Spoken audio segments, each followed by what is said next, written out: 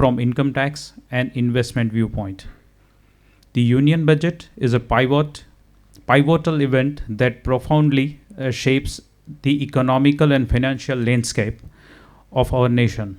Understanding its implication on income tax and investment is crucial for making well-informed financial decisions. This analysis aims to equip with you the necessary insights to navigate the changes and seize the opportunity presented by this year's budget. Today, we are privileged to have two distinguished speakers who bring a wealth of expertise to the discussion. Our first speaker, Mr. Dakshish Kothari, is a renowned tax and financial consultant and the Managing Director and CEO of Ashutosh Financial Services Private Limited, and CA and CFP Rajit Kothari, the Executive Director of Ashutosh Financial Services Private Limited. Together, they will provide invaluable insight into the various aspects of the Union Budget 24-25, helping you to understand its impact on the financial planning and investment strategies. Their expert guide will you through the interactive details of the budget, offering clear perspective on how to optimize your tax position and investment portfolios in light of new policies. Following the detailed presentation, we will have interactive question answer session to address your queries you might have. This is a great opportunity to gain personalized insight and clarify any doubts directly with the experts. We will commence today's session with a short introductory video featuring our company and the esteemed speakers, followed by the core presentation. Thank you for your presence and enthusiasm in exploring the implications of the Union Budget 24-25. Your participation underscores the importance of staying informed and proactive in financial endeavors. Let's begin with enlightening session now. Thank you.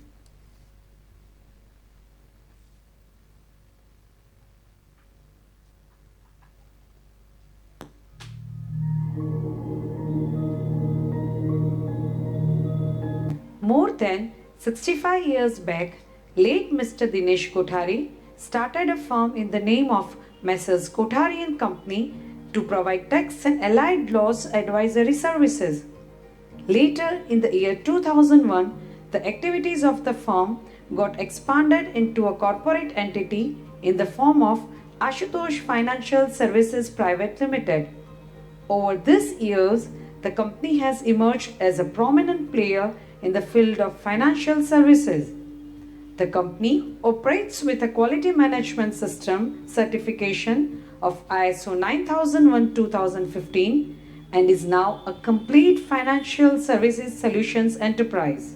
Ashutosh Financial Services Private Limited is presently serving through its 4 different services, namely investment services, insurance services, NRI services, income tax and estate planning services. Investment services, which is in the activity of connecting people with investment opportunities for Indian markets. Mutual funds, for investing in equity, debt and hybrid. Portfolio management services, for investing into equity shares. Alternative investment funds, for listed and unlisted equity shares. Direct investment in shares of unlisted companies. Investing in bonds, that is tax-free bonds, taxable bonds and capital gain bonds. Investing in fixed deposits of top-rated corporates. And investing in precious metal through sovereign gold bonds. For investing in global markets through mutual funds, direct investment in shares of foreign companies and ETFs, and precious metals through ETFs. Insurance services, providing insurance solutions for life insurance for life risk coverage, health insurance, mediclaim and personal accident, insurance of assets for all types of risks, insurance for liabilities, retirement and pension planning needs, and investment through insurance for guaranteed returns and ULIPs. NRI Services is a one-stop solution for NRIs to address their needs of investments in mutual funds, PMS, AIFs, unlisted stocks and US equities, insurance for life risk, health, assets and liabilities, retirement planning and investment through life insurance, complete planning and compliance for Indian income tax, advisory under FEMA and RBI regulations, estate planning for Indian assets, and complete support for compliance related to tax laws in the residence country with respect to Indian incomes and assets. Income tax and estate planning services works as advisory and compliance for income tax, estate planning, endowments and charities. Our company is a unique setup which is truly a one-stop solution for all the financial and taxation needs of the client. We enjoy state-of-the-art infrastructure facilities at prominent business locations across our offices in Rajkot, Ahmedabad as well as Mumbai, having designated setup for each service division to serve our clients in a meaningful manner. The company has a fine mix of personnel from financial and legal backgrounds like chartered accountants, lawyers, certified financial planner and management graduates to form a dedicated team of skilled and qualified staff. The team works under the dynamic leadership of Mr. Dakshesh Kothari, who is the MD and CEO, and Mr. Rajit Kothari, who is the Executive Director of the company. All the divisions and departments manage their operations with high-tech, versatile softwares, and the entire IT infrastructure is connected with integrated file server for seamless exchange of data with security and regular data backup facility. The company has a fully equipped conference room with projection and video conferencing facilities, which makes dissemination of knowledge, information and interaction convenient. Our company website www.ashutoshfinserv.com and mobile app Ashutosh Finserv gives an overview of the happenings in the world of finance and is also a useful client user interface. We operate multiple investment management softwares for managing our clients' investments, having interface with our website and mobile app. With the help of our website, reporting software and app, our clients can carry out complete paperless investment transactions and can have access to their investment portfolios on real-time basis. We regularly update our clients with latest happenings from the world of finance and taxation through digital mode of interactions using YouTube videos, WhatsApp broadcasting, sharing the updates on social media, that is Facebook, Instagram and LinkedIn. The company has been conducting presentation on analysis of the union budget since last 17 years.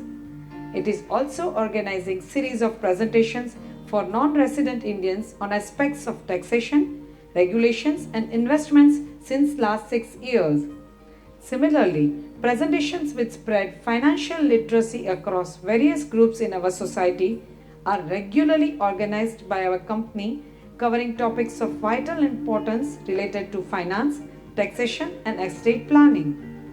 The company serves to more than 3,500 satisfied clients spread across the world and is actively maintaining business relations with many clients and groups for more than 65 years.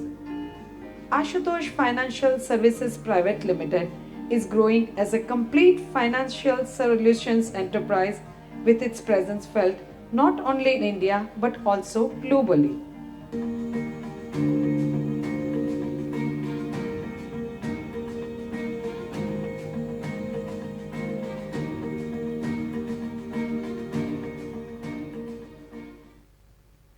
Mr. Dakshesh Kothari is a tax and financial consultant and the Managing Director and CEO of Ashutosh Financial Services Private Limited, which is an ISO 9001-2015 certified company with prominent presence in the field of financial services.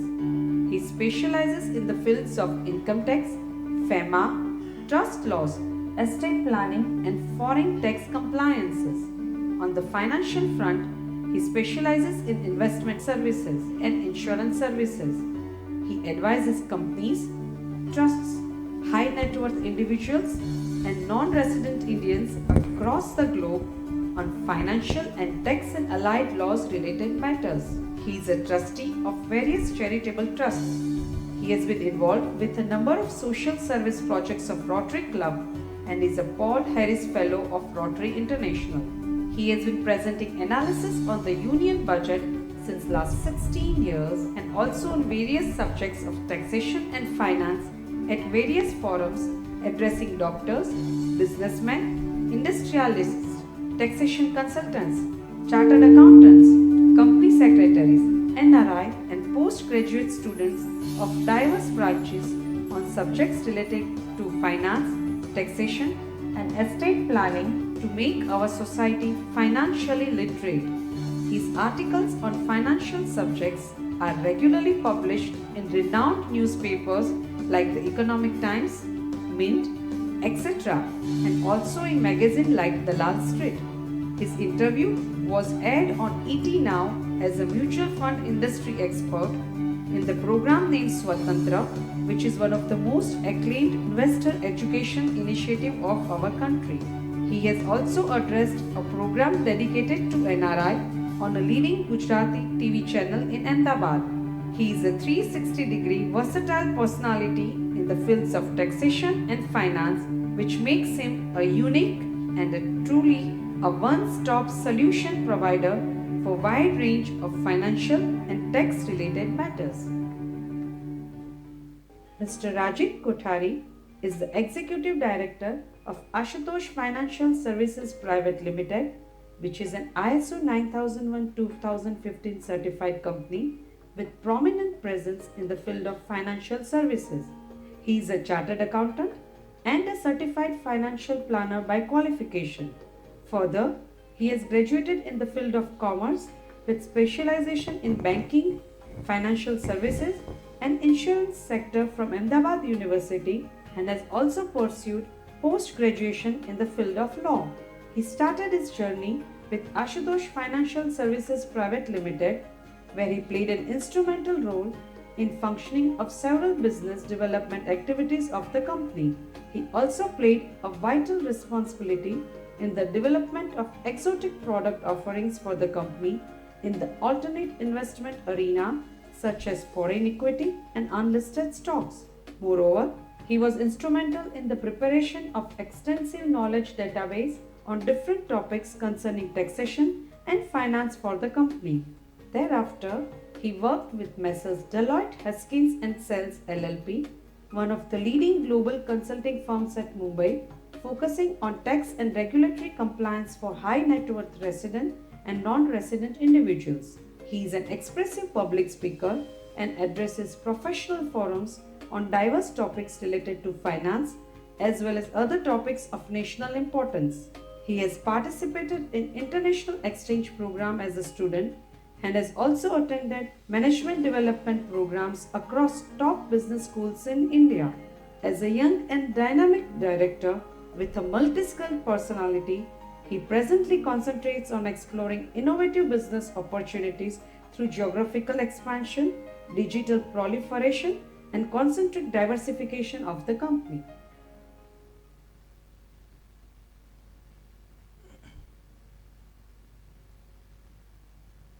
Hello good morning everybody. આજનું presentation ભલે બધી વાતો અત્યાર સુધીની ઇંગ્લિશમાં હતી, પણ presentation આખું આપણે બધા જે બોલીએ છીએ રોજ એ ગુજરાતી ભાષામાં હશે. અને કોઈને પણ ઇંગ્લિશ, હિન્દી, કોઈ પણ લેંગ્વેજમાં કાંઈ ક્વેશ્ચન્સ હોય, કાંઈ ક્લેરિફિકેશન્સ જોઈએ તો તે મોસ્ટ વેલકમ. હવે યુનિયન બજેટની વાત કરીએ એટલે ભારતમાં હું આ વર્ષોના વર્ષોથી જોતો આવું છું કે એવી મોસમ ચાલુ થાય કે જ્યારે 3-4 દિવસ પહેલાં 4-5 દિવસ પછી છાપું ખોલો, ટીવી ચાલુ કરો અને હવે સોશિયલ મીડિયા ચાલુ કરો એટલે એમાં બજેટની અને ઇકોનોમિક્સની જ બધી વાતો ચાલુ હોય. એટલે there is a lot of information કે જે બધા પાસે એ સતત આવતી હોય છે. અમે છેલ્લા 18 વર્ષથી, અને આ 19મું અમારું બજેટનું પ્રેઝન્ટેશન છે, કે જેની અંદર કોમ્પ્રિહેન્સિવલી શું બજેટની અંદર જોગવાઈઓ આવી છે, કયા સ્થિતિમાં આ બજેટ રજૂ કરવામાં આવેલું હતું, એની એક કોમ્પ્રિહેન્સિવ માહિતીઓ અમે આપતા હોઈએ છીએ. આ વખતનું જે બજેટ હતું એ ખરેખર યુનિક હતું, એટલા માટે કે મને યાદ આવે છે આજથી 33 વર્ષ પહેલાં 1991માં, આમાંથી ઘણા બધા લોકો ત્યારે એ સમય યાદ હશે કે જ્યારે ભારતની આર્થિક સ્થિતિ અને ખાસ કરીને ફોરેન એક્સચેન્જ ફ્રન્ટ ઉપર એ અત્યંત ખરાબ સ્થિતિમાં હતી. અને ત્યારે ડૉક્ટર મનમોહન સિંઘે 1991 24th of July, આ વખતે બજેટ હતું 23મી જુલાઈએ, અને 24મી જુલાઈ 1991એ જે બજેટ રજૂ કર્યું એ બજેટને આજે પણ એને લેન્ડમાર્ક બજેટ ગણવામાં આવે છે, કે જેનાથી ઇન્ડિયામાં આજે જે આપણે રિફોર્મ્સ જોઈએ છે એની શરૂઆત થઈ હતી. અને ત્યારની સ્થિતિની આપણે વાત કરીએ તો ભારતને ફોરેન એક્સચેન્જ માટે એને 47 ટન સોનું ભારતમાંથી વિદેશમાં મોકલી અને ખાલી $450 બિલિયન માટે, $450 બિલિયનની તો ત્યારે વાતો નથી, અત્યારે બિલિયનની વાતો થઈ ગઈ, પણ ત્યારે $450 મિલિયન માટે આ 47 ટન સોનું મૂકી અને ફોરેન એક્સચેન્જ મેળવવું પડ્યું હતું. એની સામે આજે જોઈએ 33 વર્ષ પછી તો સરકારની સ્થિતિ કે જેમાં ગ્રોથ રેટમાં આપણો કન્ટ્રી ટોપ ઉપર, ડાયરેક્ટ અને ઇનડાયરેક્ટ ટેક્સીસના કલેક્શન્સની વાત કરીએ તો એ સારામાં સારા લેવલે સતત વધતા જાય છે. અને last but not the least કે આ વખતે ગવર્મેન્ટને રિઝર્વ બેંક ઓફ ઇન્ડિયા તરફથી 2,05,000 કરોડનું ડિવિડન્ડ મળેલું છે. આવી સ્થિતિમાં જે આજે 33 વર્ષ પહેલાંની સ્થિતિને કમ્પેર કરીએ તો એક બહુ જુદી સ્થિતિમાં આપણો દેશ અત્યારે આવી ગયો છે. ક્યારે પણ બજેટને આપણે સમજવું હોય તો કયા પરિપ્રેક્ષ્યમાં આ બજેટ રજૂ કરવામાં આવેલું હતું, ઇકોનોમીની શું સ્થિતિ છે અત્યારે, એ ખાસ સમજવું જરૂરી છે. અને તો જ આપણે બજેટમાં જે કાંઈ પ્રોવિઝન્સ મૂકવામાં આવેલા છે એને પ્રોપરલી આપણે સમજી શકીએ. દેશની ઇકોનોમિક સ્થિતિની વાત કરીએ તો સૌથી પહેલું કે India is amongst the top 20 countries the fastest growing economy. વર્લ્ડના ટોપ 20 દેશોમાં એ ફાસ્ટેસ્ટ ગ્રોઈંગ ઇકોનોમી છે. પછી ભલે તે ચાઇના કે યુએસ કે યુકે કે કોઈ પણ કન્ટ્રીને જોઈએ તો એમાં ઇન્ડિયા અત્યારે ફાસ્ટેસ્ટ ગ્રોઈંગ ઇકોનોમી છે. ઇન્ફ્લેશન ફુગાવો એક બહુ મહત્ત્વનો પરિબળ હોય છે કે જ્યારે કોઈ બજેટનું ફોર્મ્યુલેશન થતું હોય, કોઈ ઇકોનોમિક પોલિસીનું ફોર્મ્યુલેશન થતું હોય, અને વેસ્ટર્ન કન્ટ્રીઝમાં અત્યારે ઇન્ફ્લેશનના કારણે જ જે કાંઈ પોલિસીમાં ચેન્જીસ એ લોકોએ કરવા પડતા હોય છે એ બધા કરવાની ફરજ પડતી હોય છે. તો ઇન્ફ્લેશનની જોઈએ તો પણ ભારતમાં અત્યારે લાસ્ટ ક્વાર્ટર ઓફ 2024 ને ધ્યાનમાં લઈએ તો 5% જેવું ઇન્ફ્લેશન છે, જ્યારે યુએસ જેવા કન્ટ્રીમાં પણ આ જ સમયગાળામાં 3%નું ઇન્ફ્લેશન હતું. એક સમય હતો કે જ્યારે ભારતની અંદર 10-12% ઇન્ફ્લેશન હતું અને યુએસ યુકે જેવા ડેવલપ્ડ કન્ટ્રીઝની અંદર 1-2% ઇન્ફ્લેશન હતું. એટલે આ પણ હવે જે બે મેજર બ્લોક્સ છે ડેવલપિંગ અને ડેવલપ્ડ ઇકોનોમીઝના, એની વચ્ચેનો જે ડિફરન્સ છે એ પણ ઘટતો જાય છે. ઇન્ટરેસ્ટ રેટ્સની વાત કરીએ તો ઇન્ટરેસ્ટ રેટ્સ આ 2022 અને 24 વચ્ચેના જે ઇન્ટરેસ્ટ રેટ્સનો આપણે ડિફરન્સ ગણીએ તો ઇન્ડિયાની અંદર જે ઇન્ટરેસ્ટ રેટની અંદર ચેન્જીસ આવેલો છે, અને આ જે ઇન્ટરેસ્ટ રેટ્સની જે આપણે વાત કરીએ છીએ એ બેંક, રિઝર્વ બેંક દ્વારા જેને રેપો રેટ જાહેર કરવામાં આવે છે એ રેપો રેટની વાત છે. અને રેપો રેટ એટલે એ રેટે રિઝર્વ બેંક્સને પણ પૈસા આપી શકે એ રેટ, એને રેપો રેટ કહેવામાં આવે છે. આ રેપો રેટ 2 વર્ષ પહેલાં ઇન્ડિયાનો જો કમ્પેર કરીએ તો એની અંદર એટલો મેજર ડિફરન્સ નથી, પણ જ્યારે યુએસની અંદર કે યુકેની અંદર વાત કરીએ તો એની અંદર જે અમારા નોન રેસિડેન્ટ ક્લાયન્ટ્સ હોય છે એમ કહે છે કે અમારી ઇન્ટરેસ્ટની લાયબિલિટી એ 300% ઇન્ક્રીઝ થઈ ગયેલી છે. સતત જે લોકો ફોરેન ટ્રેડમાં છે અથવા ફોરેનર્સ જે ઇન્ડિયામાં રોકાણ કરે છે એ લોકોને એક એવો કન્સર્ન હોય છે કે ઇન્ડિયાની કરન્સી છે, ઇન્ડિયન રૂપી, એ સતત ડેપ્રિશિએટ થતો જાય છે યુએસ ડોલર્સની સામે. પણ છેલ્લા 1 વર્ષની આપણે વાત કરીએ અને અગાઉના વર્ષોમાં પણ છેલ્લા 2016થી અમે કમ્પેરિઝન આની પછીની સ્લાઇડમાં હું બતાવીશ, પણ આ 1 વર્ષની અંદર વર્લ્ડની મેજર કરન્સી સામે યુએસ ડોલર્સનું કેટલું ડેપ્રિસિએશન થયેલું છે એને જોઈએ તો Indian rupee has depreciated just by 2% against the US dollar. એટલે જે ડેપ્રિસિએશન ઇન્ડિયન રૂપીનું જે ડોલર અને બીજી ફોરેન કરન્સી સામે થતું હતું એ પણ હવે ઘણું કંટ્રોલ્ડ લેવલે યર ઓન યર થતું જાય છે. જે મેં વાત કરી એમ 2016થી તે જે દિવસે બજેટ રજૂ થયું ત્યાં સુધીના એ ઇન્ડિયન રૂપી વર્સિસ યુએસ ડોલર્સના એક્સચેન્જ રેટનો આ સ્ટેટિસ્ટિક્સ છે. એના પ્રમાણે 2016થી જોઈએ તો યુએસ ડોલર સામે ઇન્ડિયન રૂપી માત્ર 2.8% CAGRના બેઝિસથી ડેપ્રિશિએટ થયેલો છે. એટલે અગાઉના વર્ષોમાં જે આપણી એક ઇમ્પ્રેશન હતી કે ઇન્ડિયન રૂપી એ યુએસ ડોલર સામે બહુ ફાસ્ટ ડેપ્રિશિએટ થાય છે, એ પરિસ્થિતિમાં હવે ફેરફાર થઈ ગયો છે. ક્રૂડ ઓઇલ પ્રાઇસીસ એ જ્યારે પણ કોઈ પણ ફાઇનાન્સ મિનિસ્ટર આપણા દેશનું કઈ રીતના અર્થતંત્ર માટે શું મારે પોલિસીઝ નક્કી કરવી એની માટે કાંઈ પણ પોલિસી ફોર્મ્યુલેટ કરે છે ત્યારે ક્રૂડ ઓઇલ પ્રાઇસીસ છે એ મેજર ફેક્ટર હોય છે. કારણ કે ઇન્ડિયાની આજે પણ રિપ્લેસમેન્ટ ઘણું બધી ગ્રીન ફ્રેન્ડલી એનર્જીથી થતું જાય છે, પણ આજે પણ ઇન્ડિયાનું dependence on crude especially from imports એ એટલીસ્ટ 90% છે. અને ક્રૂડના ભાવની વધઘટની વાત કરીએ તો 2020માં બિકોઝ ઓફ કોવિડ ક્રાઇસિસ એ એક્સ્ટ્રીમલી લો લેવલે હતા, કારણ કે એના ડિમાન્ડ એ એક્સ્ટ્રીમ લો લેવલે હતી. અને 2022ની વાત કરીએ તો 2022માં જ્યારે યુક્રેન વોર ચાલુ થયો એના પછી પણ ક્રૂડ ઓઇલ પ્રાઇસીસ છે એ ઘણા બધા હાઈ લેવલે હતા. On an average around $75 to a બેરલનો બ્રેન્ટ ક્રૂડનો ભાવ એ એવરેજ માનવામાં આવે છે.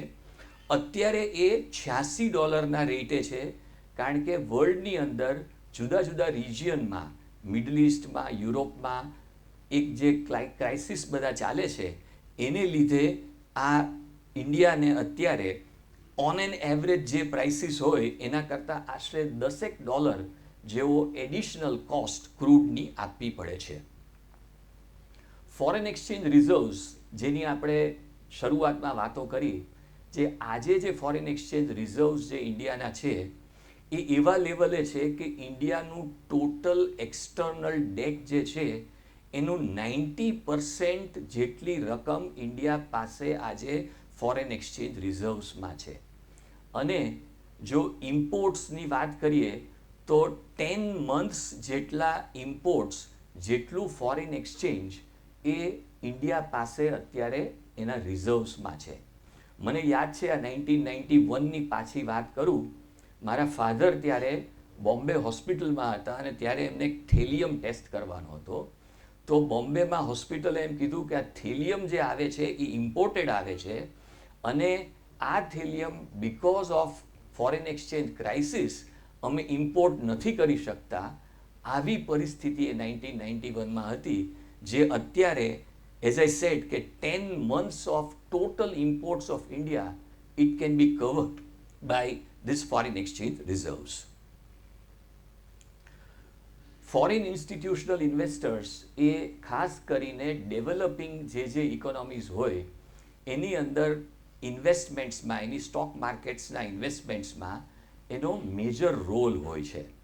અને યર ઓન યર એનું ઇન્વેસ્ટમેન્ટ ફોરેન ઇન્સ્ટિટ્યુશનલ ઇન્વેસ્ટર્સનું ઇન્ડિયામાં આપણે જોઈએ તો અગાઉના વર્ષોમાં સતત વધતું જતું હતું. અને એવું કહેવામાં આવતું કે ફોરેન ઇન્સ્ટિટ્યુશનલ ઇન્વેસ્ટર્સ જ્યારે ઇન્ડિયામાં પૈસા ઇન્વેસ્ટ કરે ત્યારે ઇન્ડિયાની માર્કેટો એ પોપઅપ થાય, ચાલે, અને જ્યારે એ લોકો વિડ્રો કરે for their own reasons at times, 2008ની અંદર ઇન્ડિયાની અંદર જે કાંઈ ક્રાઇસિસ એવા લેવલે નહોતા, યુએસની અંદર ક્રાઇસિસ હતા, એ લોકોએ પૈસા વિડ્રો કર્યા એટલે માટે સ્ટ્રેટ અવે એની ઇફેક્ટ છે એ ઇન્ડિયન સ્ટોક માર્કેટ્સમાં આવી. 2020થી 2024ના ગાળા દરમિયાન જોઈએ તો આ ફોરેન ઇન્સ્ટિટ્યુશનલ ઇન્વેસ્ટર્સનું ઇન્વેસ્ટમેન્ટ ને કમ્પેર કરીએ ડોમેસ્ટિક ઇન્સ્ટિટ્યુશનલ ઇન્વેસ્ટર્સ એટલે ઇન્ડિયન મ્યુચ્યુઅલ ફંડ્સ, ઇન્ડિયાની ઇન્સ્યોરન્સ કંપનીઝ અને ઇન્ડિયાના બીજા ફાઇનાન્શિયલ ઇન્સ્ટિટ્યુશન સાથે કમ્પેર કરીએ અને એને ક્યુમ્યુલેટિવલી જોઈએ તો છેલ્લા આ 4-4.5 વર્ષની અંદર એ ઇન્વેસ્ટમેન્ટ એફઆઈઆઈ કરતાં ડીઆઈઆઈનું એ ડબલ લેવલે છે. એટલે પ્રોગ્રેસિવલી ઇન્ડિયન સ્ટોક માર્કેટ્સમાં વધારે ને વધારે ઇન્ડિયન્સના પૈસા ઇન્વેસ્ટ થતા જાય છે અને એફઆઈઆઈનો સ્ટેક ઇન્ડિયાના સ્ટોક માર્કેટના ઇન્વેસ્ટમેન્ટ્સમાં એ પ્રોગ્રેસિવલી એ ઘટતો જાય છે અને ઇન્ડિયાનું ડિપેન્ડન્સ અને ઇન્ડિયાની જે કાંઈ સ્ટોક માર્કેટની મૂવમેન્ટ્સ એ એફઆઈઆઈઝના ઇન્વેસ્ટમેન્ટથી એ કમ્પેરેટિવલી એ ધીરે ધીરે ઘટતી જાય છે. જીએસટી કલેક્શન્સની આપણે વાત કરીએ તો છેલ્લા 12 મહિનાના ફિગર્સ આ જે અહીંયા રાખેલા છે અમે, જીએસટી કલેક્શન્સ એ માત્ર કે આટલી રેવન્યુ સરકારને થાય છે, it is not just the indicator of that, પણ એનાથી વિશેષ એ વાત છે કે અર્થતંત્ર કઈ રીતથી ચાલે છે, એમાં કન્ઝમ્પશન, મેન્યુફેક્ચરિંગ એ બધું જ કયા લેવલે ચાલે છે એનું ઇન્ડિકેટર છે. તો છેલ્લા 12 મહિનાના જીએસટીના ફિગર્સ જોઈએ તો એ સતત સ્ટ્રોંગ છે અને ધીરે ધીરે એની અંદર પ્રોગ્રેસિવલી એ ઇન્ક્રીઝ થતા જાય છે. આ જે બધી પોઝિટિવ વાતો કરી એઝ અ કલ્મિનેશન ઓફ ઇટ, એના ફળ સ્વરૂપે જે ઇન્ડિયાના સ્ટોક માર્કેટ્સનું પરફોર્મન્સ આપણે જોઈએ અને એને કમ્પેર કરીએ વર્લ્ડની ટોપ 20 ઇકોનોમીઝમાં બજેટના દિવસથી 1 વર્ષ પહેલાંના સમયગાળા દરમિયાન, તો ઇન્ડિયન સ્ટોક માર્કેટનું performance is the top performance amongst all the top 20 economies of the world. અને ચાઇના જેવા કન્ટ્રી જ્યારે એક ટાઈમે લીડર્સ હતા, એ જે ડેવલપિંગ કન્ટ્રીઝમાં ઇન્ડિયાથી ઘણા બધા આગળ, આજે પણ ટેકનોલોજીમાં અને ઘણા બધા ક્ષેત્રમાં ખૂબ આગળ છે અને હવે તો એને કદાચ ડેવલપિંગ ઓર સેકન્ડ લેવલના કન્ટ્રીની બદલે હવે ડેવલપ્ડ નેશનના સ્ટેટસમાં પણ ગણી શકાય એવા લેવલે છે. પણ એનું સ્ટોક માર્કેટ એ નેગેટિવ ટ્રેન્ડમાં છે છેલ્લા 1 વર્ષની અંદર, જ્યારે Indian stock market is at the top in terms of performance in last 1 year. હવે આપણે વાત કરીએ યુનિયન બજેટ 24-25ની. અત્યાર સુધી જે વાત કરી કે કયા પરિપ્રેક્ષ્યમાં, કઈ સિચ્યુએશનમાં આ બજેટ બનાવવામાં આવેલું હતું. યુનિયન બજેટની જે એક બજેટ એટલે બેઝિકલી કે જેની અંદર આંકડાઓ મૂકવામાં આવે સરકાર દ્વારા. આંકડાઓ શું કામ મૂકવામાં આવે છે, કેવી રીતના એ આંકડાઓ એકચ્યુઅલી ઓપરેશનલાઇઝ થશે, એની બધી વાતો કરવામાં આવે. પણ basically any budget is all about numbers, કે આ આંકડાઓ સરકારના મૂકવામાં આવેલા છે કે આ પ્રમાણે દેશનું અર્થતંત્ર ચાલશે. હવે આ જે બધા આંકડા છે એમાં 2-3 આંકડાઓ જે મેજર આંકડાઓ છે, જેનાથી જેમ આપણે કહીએ કે એ બધા ટિક બોક્સીસ એ રાઇટ સ્પેસમાં છે કે નહીં, એ આંકડાઓ પરથી આપણને ખબર પડે. જ્યારે ટેક્સેશનની વાત કરીએ તો ટેક્સેશનની અંદર જે કાંઈ પણ ટેક્સેશન સરકાર કલેક્ટ કરે છે એ યર ઓન યર એ પ્રોગ્રેસિવલી એ હાઈ થતું જાય છે. અને ગયા વર્ષે જે ટેક્સેશન હતું એના આ વર્ષે એટલીસ્ટ 10%નો ટેક્સેશનનો ઇન્ક્રીઝ એ કરવાનું સરકારનું પ્લાનિંગ છે. This is on the top of કે બાય એન્ડ લાર્જ પર્સનલ ટેક્સેશનના કેપિટલ ગેઇન્સના ટેક્સીસમાં ફેરફાર કરવામાં આવેલો છે. એની વિગતવાર વાત આપણે ઇન્કમ ટેક્સના જે ચેન્જીસની જ્યારે વાત કરીશું ત્યારે કરીશું. પણ પર્સનલ ટેક્સેશન, કોર્પોરેટ ટેક્સેશન, જેની મેજર આવકો હોય છે એની અંદર કોઈ પણ જાતનો ફેરફાર કરવામાં આવેલો નથી. જીએસટીના રેટ્સમાં પણ કોઈ પણ જાતનો ફેરફાર કાંઈ સૂચવવામાં આવેલો નથી. છતાં પણ ટેક્સ કલેક્શન્સ છે એને 10%થી વધારે એ ગવર્મેન્ટ એસ્ટિમેટ કરે છે. જે ટેક્સ એડમિનિસ્ટ્રેશન અને ટેક્સ વધારે ને વધારે લોકો, કારણ કે આપણને બધાને એક ફરિયાદ હોય છે કે જે ઇન્કમ ટેક્સની ખાસ કરીને વાત કરીએ તો ઇન્ડિયામાં ઇન્કમ ટેક્સ ભરતું જે કાંઈ વર્ગ છે, જે લોકો છે એ માત્ર અરાઉન્ડ 2% છે. અને એ 2%માંથી પણ સર્ટન લેવલ ઓફ ઇન્કમ બતાવવાવાળા લોકો તો ઘણા બધા ઓછા છે.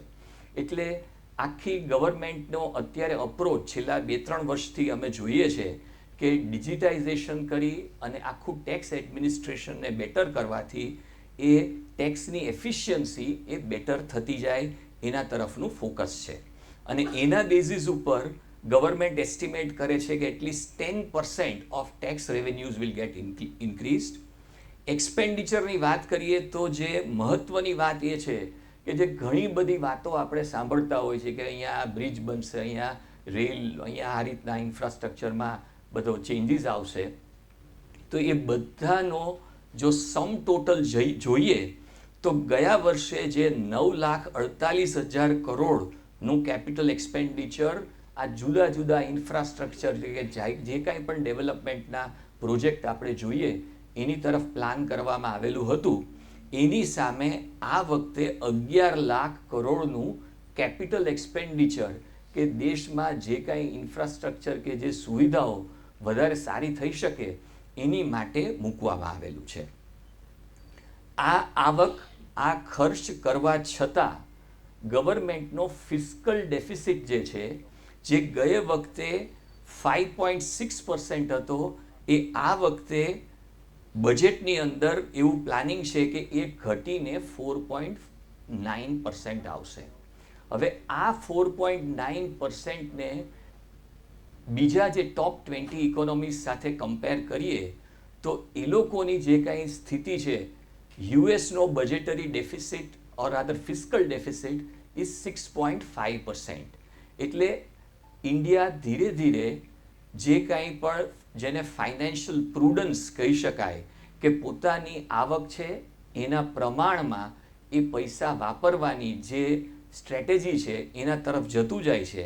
અને એ બ્રોડ મેક્રો ઇકોનોમિક પોલિસીના આ પોઝિટિવ તરીકે બહુ જોવામાં આવે છે.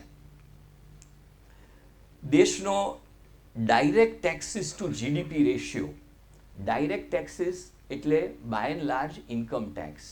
તો ઇન્કમ ટેક્સનું કલેક્શન દેશની કુલ આવક, ગ્રોસ ડોમેસ્ટિક પ્રોડક્ટની કમ્પેરિઝનમાં આપણે જોઈએ તો એ direct taxes to GDP ratio એ સતત એ બેટર થતો જાય છે.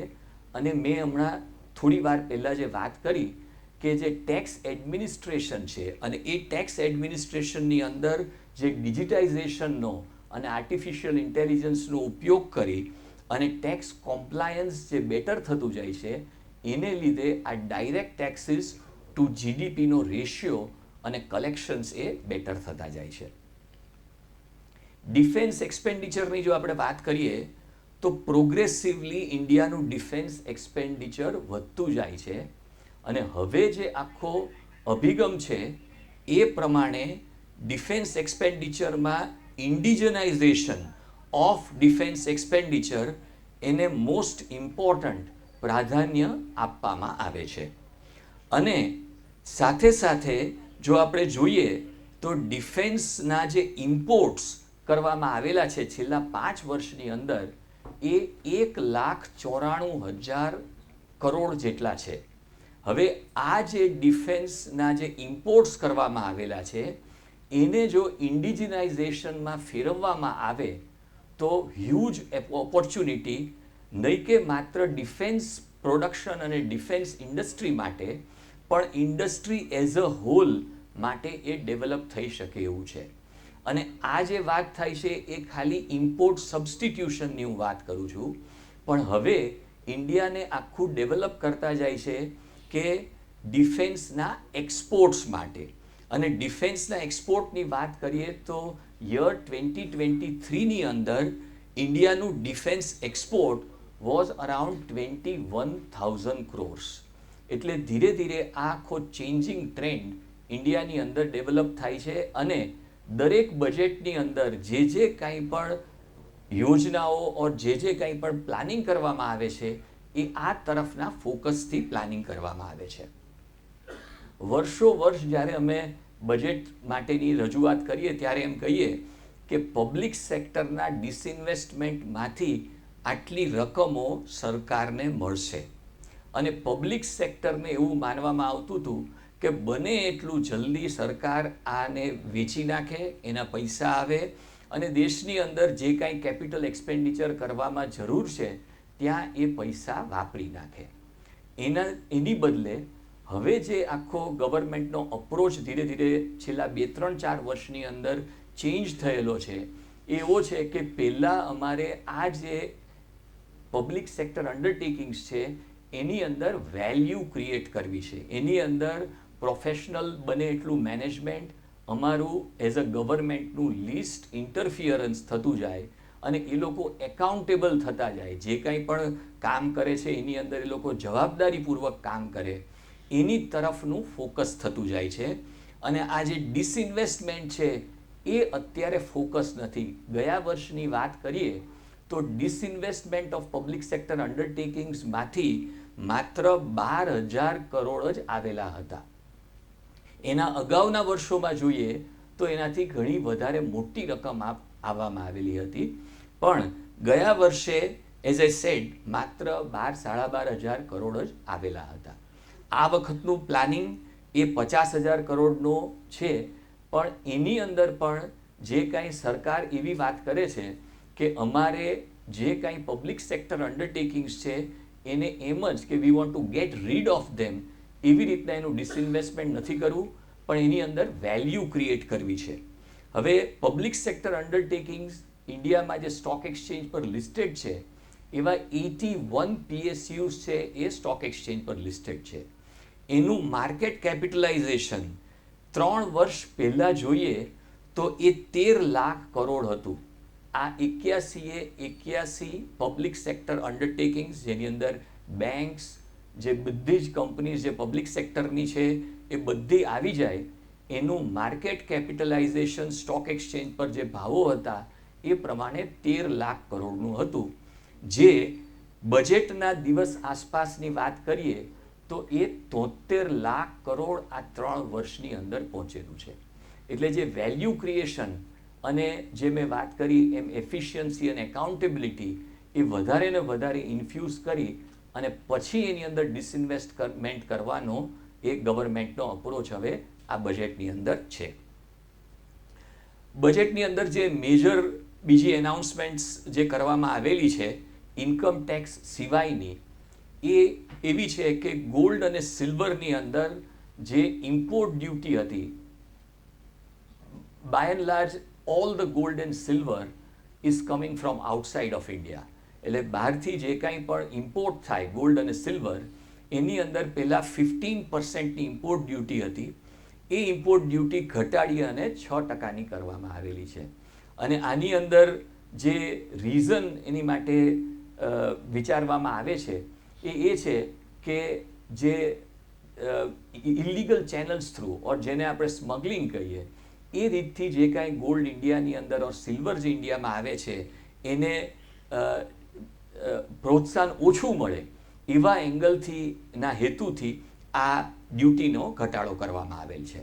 અને આને લીધે જે ઘણા બધા લોકો માટે બહુ આનંદની વાત છે કે ગોલ્ડ અને સિલ્વરના પ્રાઇસીસની અંદર છેલ્લા 6-7 દિવસની અંદર, એટલે ખાસ કરીને બજેટ પછી એક ઘણો બધો ઘટાડો આવેલો છે. અને એ આ જે 9% ડ્યુટીમાં જે ફોલ છે એ ડેફિનેટલી એની અંદર રિફ્લેક્ટ થાય છે. બીજી એક બહુ જ ઇન્ટરેસ્ટિંગ એનાઉન્સમેન્ટ કરવામાં આવેલી છે. આપણે બધા જ જે આધાર કાર્ડથી ખૂબ જ હવે આજથી 8-10 વર્ષ પહેલાં આપણને ખબર નથી આધાર કાર્ડ શું છે, પણ આજે આધાર કાર્ડ એ આપણી માટે એક રૂટીન એક વસ્તુ બની ગઈ છે. અને આવી જ રીતના ગવર્મેન્ટનો હવે અપ્રોચ એવો છે કે જેટલી લેન્ડ છે, એગ્રીકલ્ચરલ લેન્ડ ઓર અર્બન લેન્ડ, એ બધી જ લેન્ડ્સને ડિજિટાઇઝ એના રેકોર્ડ્સને કરી નાખવા. એટલે જે કંઈ પણ આ બધી લેન્ડ્સ છે એનું રજિસ્ટ્રેશન કે આ એક સેન્ટ્રલ લેન્ડ રજિસ્ટ્રી બનાવવામાં આવશે અને બધી જ લેન્ડ રિલેટેડ રેકોર્ડ્સ એ આ સેન્ટ્રલ લેન્ડ રજિસ્ટ્રીમાં ડિજિટલી એને સ્ટોર કરવામાં આવશે. સ્ટેમ્પ ડ્યુટીના રેટ્સ છે એ ઇન્ડિયામાં જુદા જુદા સ્ટેટ્સ પાસે પાવર છે કેટલી સ્ટેમ્પ ડ્યુટી એને લેવી કરવી અને સ્ટેમ્પ ડ્યુટી માટેના શું લોસ કરવા, કારણ કે ઇટ્સ અ સ્ટેટ સબ્જેક્ટ.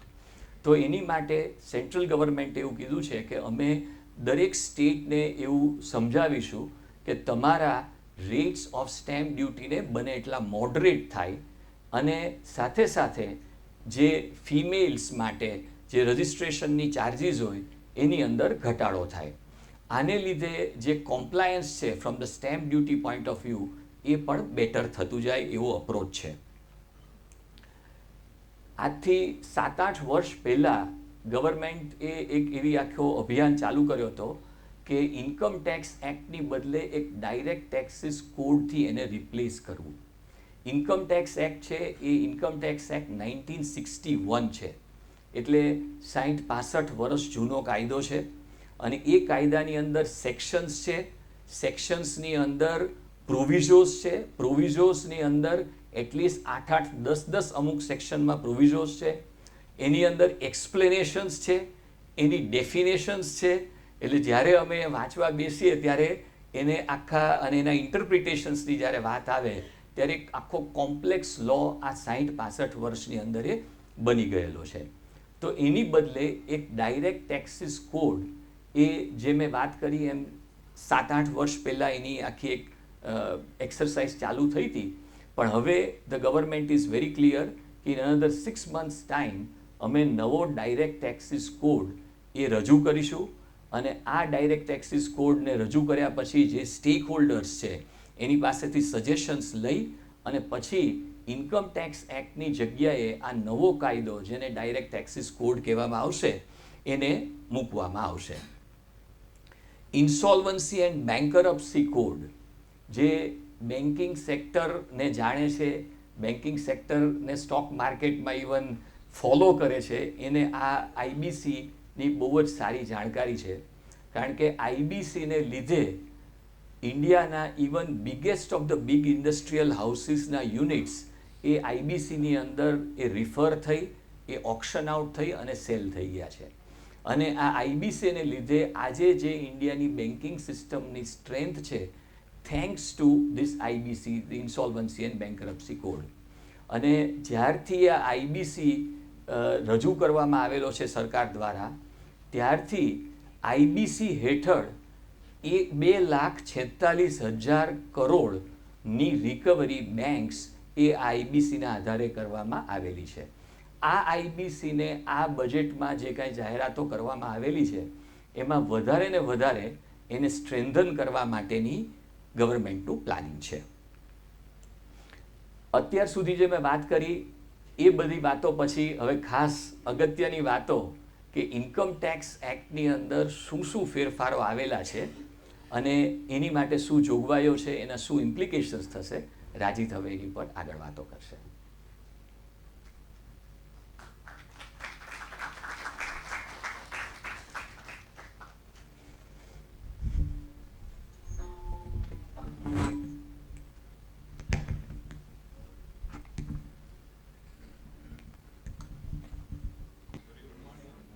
હવે નેક્સ્ટ પાર્ટમાં જઈએ આપણે કે આપણને સૌને જે ઇન્કમ ટેક્સ છે એમાં શું ચેન્જીસ હવે આ બજેટ થ્રુ હવે ફેસ કરવાના આવશે. અને એ હું સ્ટાર્ટ કરું એ પહેલાં એક જનરલ વાત કરી દઉં કે આખું જે પ્રેઝન્ટેશન છે અમારું અને એનું વિડીયો રેકોર્ડિંગ થઈ રહ્યું છે એ અમે સૌને સર્ક્યુલેટ કરીશું. અગર આપના કોન્ટેક્ટ ડિટેલ્સ ન હોય તો જે ફીડબેક ફોર્મ છે એમાં પ્લીઝ મેન્શન કરી દો, તો અમે આખું પ્રેઝન્ટેશન ને વિડીયો રેકોર્ડિંગ તમને મોકલાવીશું.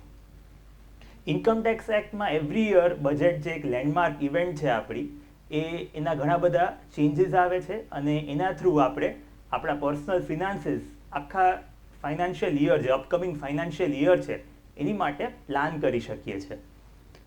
To start with personal taxation છે, એટલે કે જે સ્લેબ રેટ્સ ઓફ ટેક્સ છે જેમાં આપણી આવક ટેક્સ થશે, એ ઓલવેઝ બજેટમાં અનાઉન્સ થતા હોય છે કે એમાં શું ચેન્જીસ થાય છે. ઘણા વર્ષોથી ઇન્ડિયામાં અત્યારે 2 રેજીમ્સ ઓફ ટેક્સેશન છે, એક ઓલ્ડ રેજીમ અને એક ન્યૂ રેજીમ, અને દરેક ટેક્સ પેયર એ સિલેક્ટ કરી શકે છે કે એને ઓલ્ડ રેજીમમાં જવું છે કે ન્યૂ રેજીમમાં જવું છે, એ એક ઓપ્શન આપેલો છે. જનરલી એક એક્સપ્લેન કરું તો ઓલ્ડ રેજીમ એવી છે જેમાં જે રેટ્સ ઓફ ટેક્સ છે, આ જે સ્લેબ્સના રેટ્સ છે એ હાઈ છે, પણ જે એક્ઝેમ્પશન્સ છે, અમુક ડિડક્શન્સ છે જે આપણને મળે છે એ એમના એમ છે. જ્યારે જે ન્યૂ રેજીમ છે એના રેટ્સ ઓફ ટેક્સ કન્સેશનલ છે અને જે એક્ઝેમ્પશન્સ અને ડિડક્શન્સ મળે છે એ બહુ જ ઓછા છે. આ વર્ષથી જે ઓલ્ડ રેજીમમાં હવે અને ન્યૂ રેજીમમાં એક એવો ફેરફાર હવે જોવા મળ્યો છે કે majority of the taxpayers new રેજીમમાં હવે શિફ્ટ થાય છે અને એમાં પ્રિફર કરે છે પોતાનો ટેક્સ પે કરવા માટે. જો કોઈ ટેક્સ પેયર બિઝનેસ ઓર પ્રોફેશનથી ઇન્કમ ધરાવતા હોય અને આ વર્ષથી હવે એટલે કે અપકમિંગ યરથી 24-25થી એ ઓલ્ડ રેજીમ ઓપ્ટ કરે છે, તો એને કાયમી હવે ઓલ્ડ રેજીમમાં જ રહેવું પડશે, as long as old regime remains by the government. અને જે નોન બિઝનેસ ઓર પ્રોફેશનલ ઇન્કમ્સવાળા ટેક્સ પેયર્સ છે એની માટે એવરી યર એક ઓપ્શન રહેશે અને એ સિલેક્ટ કરી શકશે કે એને બંનેમાંથી કયા રેજીમમાં જવું છે. ઓલ્ડ રેજીમમાં રેટ્સ એઝ ઇટ ઇઝ છે અને એક આ જે 5 લાખ સુધીનો જે બેનિફિટ મળે છે જેમાં કોઈ ટેક્સ નથી રિબેટનો, એ પણ મળે છે. ન્યૂ રેજીમની વાત કરે તો જે આ વર્ષ એટલે કે અત્યારે જે રિટર્ન્સ ફાઇલ થઈ રહ્યા છે 23-24માં જે રેટ્સ હતા એનાથી થોડા કન્સેશનલ રેટ્સ ગવર્મેન્ટે અનાઉન્સ કર્યા છે, up till the slab of 9 to 10 lakhs of rupees. અને એનો ફાયદો દરેક ટેક્સ પેયરને જેની ઇન્કમ 9 to 10 lakhs રૂપીઝથી વધારે છે એને મળશે. એટલે અગર કોઈની 1 કરોડ રૂપિયાની ઇન્કમ હોય તો પણ એને આ જે કન્સેશનલ રેટ્સ હવે થયા છે સ્લેબમાં એનો ફાયદો મળશે. અને જે રિબેટ મળતી હતી 25,000ની, જેના કારણે 7 લાખ રૂપિયા સુધીની આવક હોય વિધિન 7 lakhs ઓફ રૂપીઝ, તો કોઈ જ ટેક્સ નહોતો, એ એઝ ઇટ ઇઝ છે.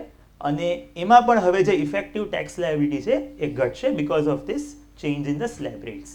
બીજી અમુક લિમિટ્સ જે ચેન્જ થઈ છે મેજર, એનું ડિસ્કશન કરીએ તો સ્ટાન્ડર્ડ ડિડક્શન જે 50,000 રૂપિયાનું દરેક સેલેરીડ ઇન્ડિવિજ્યુઅલને મળતું હતું એ વધીને 75,000 થયું છે. એટલે પ્રેક્ટિકલી હવે કોઈ સેલેરીડ એમ્પ્લોય છે એની સેલેરી ઇન્કમ 7,75,000 રૂપીઝ સુધી જ છે અને બીજી કોઈ ઇન્કમ્સ એની પ્રેક્ટિકલી છે નહીં, એને કોઈ જ ટેક્સ ભરવાનો આવશે નહીં. આ એક ખૂબ જ પોપ્યુલર એક્ઝેમ્પશન હતું જેમાં ઇક્વિટી શેર્સ અથવા ઇક્વિટી મ્યુચ્યુઅલ ફંડ્સ જે લોંગ ટર્મ કેપિટલ ગેઇન્સમાં ક્વોલિફાય થાય છે, એટલે 1 વર્ષથી વધારે એ હોલ્ડ કરીને વેચે છે, એને 1 લાખ રૂપિયાનો એમાં ટેક્સનો બેનિફિટ મળતો હતો. એટલે 1 લાખ રૂપિયા સુધીના ગેઇન્સ ટેક્સ ફ્રી ગણવામાં આવતા હતા. એ વધારીને ગવર્મેન્ટે 1,25,000 કરી દીધા છે. એટલે 1,25,000 સુધીના ગેઇન્સ ઇક્વિટી શેર્સ અથવા ઇક્વિટી મ્યુચ્યુઅલ ફંડ્સમાં થાય છે અને લોંગ ટર્મ છે તો એ ટેક્સ ફ્રી હશે. એનપીએસ એટલે કે નેશનલ પેન્શન સ્કીમમાં કોઈ પણ ઇન્ડિવિજ્યુઅલ કોન્ટ્રીબ્યુટ કરી શકે છે, એમાં એને ટેક્સમાં ડિડક્શન મળે છે, એ એઝ ઇટ ઇઝ છે. જો ઇન્ડિવિજ્યુઅલી કોન્ટ્રીબ્યુટ કરે તો 50,000ની જે લિમિટ છે. પણ અગર કોઈ એમ્પ્લોયર એના એમ્પ્લોયી માટે કોન્ટ્રીબ્યુટ કરતો હોય આ એનપીએસ માટે, તો એ જે ડિડક્શન પેલા 10% સેલેરીનું મળતું હતું એ વધીને હવે 14% સુધી મળશે.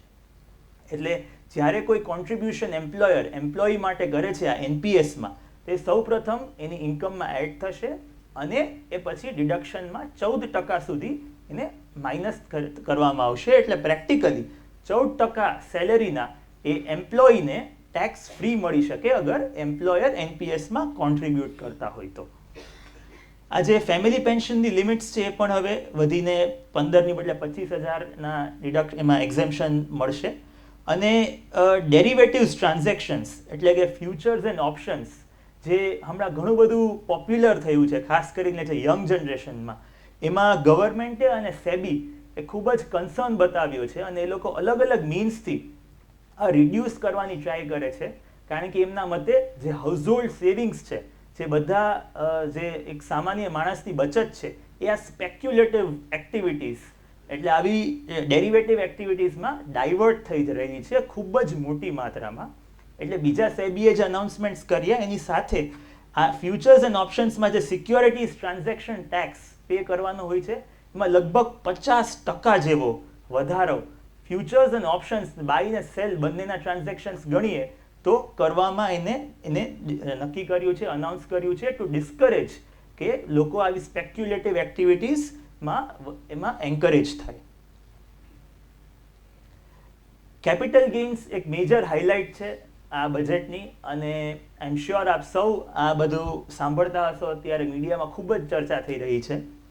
હવે આ જે નવું કેપિટલ ગેઇન્સ રેજીમ છે એને આપણે 3 પાર્ટ્સમાં બાયફર્કેટ કરી શકીએ છીએ.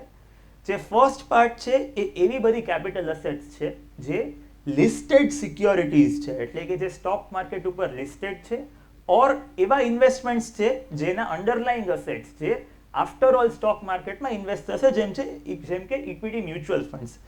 તો આ બધી જ જે અસેટ્સ છે જે સ્ટોક માર્કેટ ઉપર લિસ્ટેડ છે, એમાં અગાઉમાં જે હોલ્ડિંગ પીરિયડ હતો એ મેજર 12 મંથ્સનો હતો, એ હવે એમનો એમ રાખવામાં આવ્યો છે. પરંતુ જે એનો લોંગ ટર્મ કેપિટલ ગેઇન્સ છે એ મેજર 10% હતો, એ વધારીને હવે 12.5% કરવામાં આવ્યો છે. અને જે શોર્ટ ટર્મ કેપિટલ ગેઇન્સ જે મેઇનલી 15% હતો એ વધીને હવે 20% થઈ ગયો છે. અને આ બધું જ 23 જુલાઈ ઓનવર્ડ્સ ઇફેક્ટિવ થશે.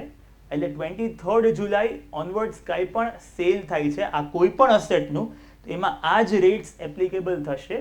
ઇવન જે પાસ્ટના અક્યુમ્યુલેટેડ ગેઇન્સ હોય, જે શેર માર્કેટમાં આપણે રિયલાઇઝ ન કર્યા હોય પોર્ટફોલિયોના, એમાં પણ આ જ રેટ્સ ઓફ ટેક્સ આ હોલ્ડિંગ પીરિયડ પ્રમાણે હવે ફેસ કરવાના આવશે. સેકન્ડ કેટેગરી એ છે કે જે અનલિસ્ટેડ અસેટ્સ છે, જે સ્ટોક એક્સચેન્જ ઉપર લિસ્ટેડ નથી, જેમ કે રિયલ એસ્ટેટ હોઈ શકે, bonds, gold, unlisted stocks, foreign equity અને બીજા અમુક પ્રકારના મ્યુચ્યુઅલ ફંડ્સ જે ઇક્વિટી માર્કેટમાં 65%થી વધારે રોકાણ નથી કરતા.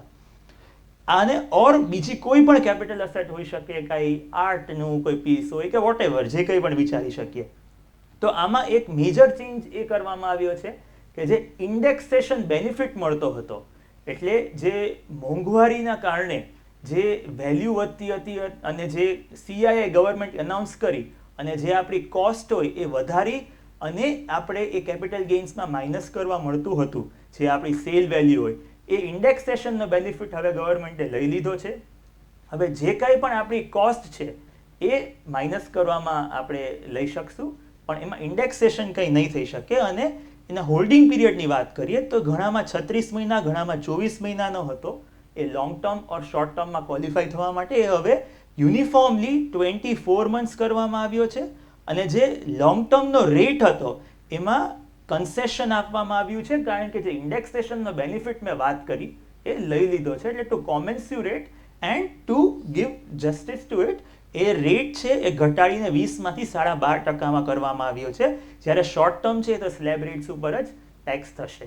એક વસ્તુ આમાં આપણે નોટ કરવા જેવી છે કે જે મ્યુચ્યુઅલ ફંડ્સ છે, જે ઇક્વિટી મ્યુચ્યુઅલ ફંડ્સ નથી, પરંતુ જે ઓવરસીઝ મ્યુચ્યુઅલ ફંડ્સ છે, એટલે જે ફોરેન માર્કેટ્સમાં ઇન્વેસ્ટ કરે, ઓર અમુક પ્રકારના હાઇબ્રિડ મ્યુચ્યુઅલ ફંડ્સ છે, અમુક ગોલ્ડના, સિલ્વરના ફંડ્સ છે, આમાં આ જે કન્સેશનલ રેટ છે, એટલે જે 12.5%નો હવે રેટ અનાઉન્સ થયો છે 24 મહિનાના હોલ્ડિંગ પીરિયડ પછી, એ નેક્સ્ટ ફાઇનાન્શિયલ યરથી ઇફેક્ટિવ રહેશે.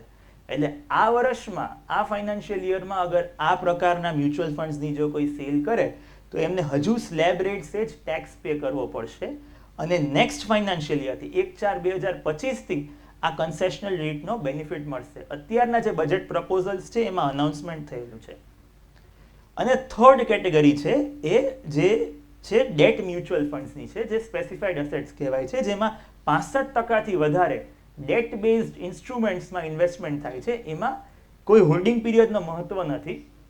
ગમે તેટલા પીરિયડ એ રાખેલી હોય અસેટ એ સ્લેબ રેટ સેટ ટેક્સ થશે. એટલે આ 3 કેટેગરીઝમાં આ ટેક્સેશન હવે આખું બાયફર્કેટ થશે.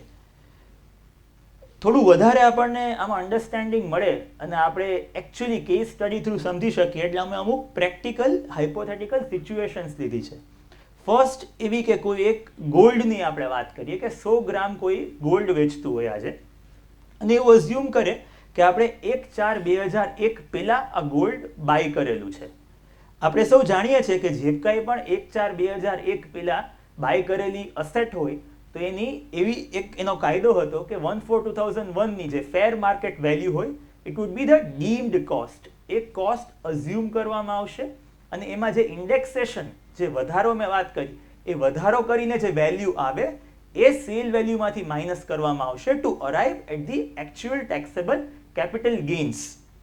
તો હવે જેમ આપણે આ એક્ઝામ્પલમાં જોઈએ કે જો સેલ વેલ્યુ અત્યારનો જે ગોલ્ડનો રેટ છે એના પ્રમાણે 100 ગ્રામની અરાઉન્ડ 7,14,000 થાય અને જેમ મેં વાત કરી એમ 1/4/2001 પહેલા એ પરચેઝ થયું હોય તો 1/4/2001ની જે વેલ્યુ હતી ગોલ્ડની એને ઇન્ડેક્સેશન કરી એમાં વધારવામાં આવે જો આ પહેલાનો કેસ છે, જો બજેટ પહેલા કોઈ સેલ કરતું હોય તો આ પ્રમાણેની ટેક્સ લાયબિલિટી આવે ઇન્ડેક્સેશન પછી. અને હવે જે નવો કાયદો હવે ઇમ્પ્લિમેન્ટ થયો છે એમાં જે કોસ્ટ 1/4/2001ની હોય it would be the deemed cost if it is purchased prior જે 1/4/2001ની fair market value it would be the deemed cost. જો એની પહેલા પરચેઝ થઈ હોય તો એઝ ઇટ ઇઝ એ માઇનસ કરવામાં આવશે અને એ જે ગેઇન આવે છે એમાં હવે નવો રેટ અપ્લાય થશે ટેક્સનો. તો આપણે જોઈ શકીએ છીએ કે જે 20% રેટ આપણે આ ગેઇન્સ ઉપર અપ્લાય કરીએ અને જે લાયબિલિટી આવે છે એનાથી હવે ઓછી થઈ ગઈ છે. હવે સેમ આપણે બીજો રિયલ એસ્ટેટ પ્રોપર્ટીનો એક્ઝામ્પલ લઈએ જે 2004-05 ફાઇનાન્શિયલ યરમાં પરચેઝ થઈ હોય. હવે એ અગર આપણે બજેટ પહેલા અગર કોઈ સેલ કરતું તો અગર 1 કરોડ રૂપિયા આપણે હાઇપોથેટિકલી એની સેલ વેલ્યુ અઝ્યુમ કરીએ તો એમાં પણ ઇન્ડેક્સેશન 2004-05 થી આ ફાઇનાન્શિયલ યર સુધી મળે જેના કારણે એની 20 લાખ રૂપિયાની આપણે અઝ્યુમ કરીએ ત્યારની કોસ્ટ 2004-05ની તે 20 લાખના વધતા હવે ઇન્ડેક્સેશન પછી અરાઉન્ડ 64 lakhs થાય જેમાં 35 lakhs જેવો ગેઇન આવે અને એમાં 20%નો રેટ આપણે અપ્લાય કરીએ તો આવો 7,15,000 જેવો ટેક્સ આવે છે. જ્યારે અત્યારે એ cost as it is minus કરવામાં આવશે અને એમાં કન્સેશનલ રેટ આપણે અપ્લાય કરીએ તો ટેક્સ લાયબિલિટી વધી જાય છે. એટલે it would all depend upon the case two case. A situation ઉપર ડિપેન્ડ કરે છે એ ટેક્સ લાયબિલિટી વધે છે કે ઘટે છે. કોઈ જનરિક એક સેન્ટેન્સથી કે એક રીતથી આપણે એમાં કોઈ કન્ક્લુઝન નહીં મેળવી શકીએ. આજે કેપિટલ ગેઇન્સના ચેન્જીસ થયા એના પછી ખૂબ જ બધા ડિસ્કશન્સ થઈ રહ્યા છે. આપણે ઘણા બધા વિડીયોઝ મીડિયામાં એની ચર્ચા ઇન્ટરવ્યૂઝ સાંભળીએ છીએ કે આ બેનિફિશિયલ છે, નથી બેનિફિશિયલ, કરવા જેવું હતું, નહોતું કરવા જેવું. એમાં અમુક પર્સપેક્ટિવ્સ જે અમારા છે જે હું શેર કરવા માંગીશ. બધી વસ્તુ આપણે સમજીએ કે રેટ વધ્યા છે, બીજા બધા ફેરફારો થયા છે, ઇન્ડેક્સેશન બેનિફિટ લઈ લીધો છે, પણ એક વસ્તુ આપણે આમાં એક્સેપ્ટ કરવી પડે એ છે કે ઘણું બધું રેશનલાઇઝેશન કયો, સિમ્પ્લિસિટી કયો કે યુનિફોર્મિટી છે આવી છે.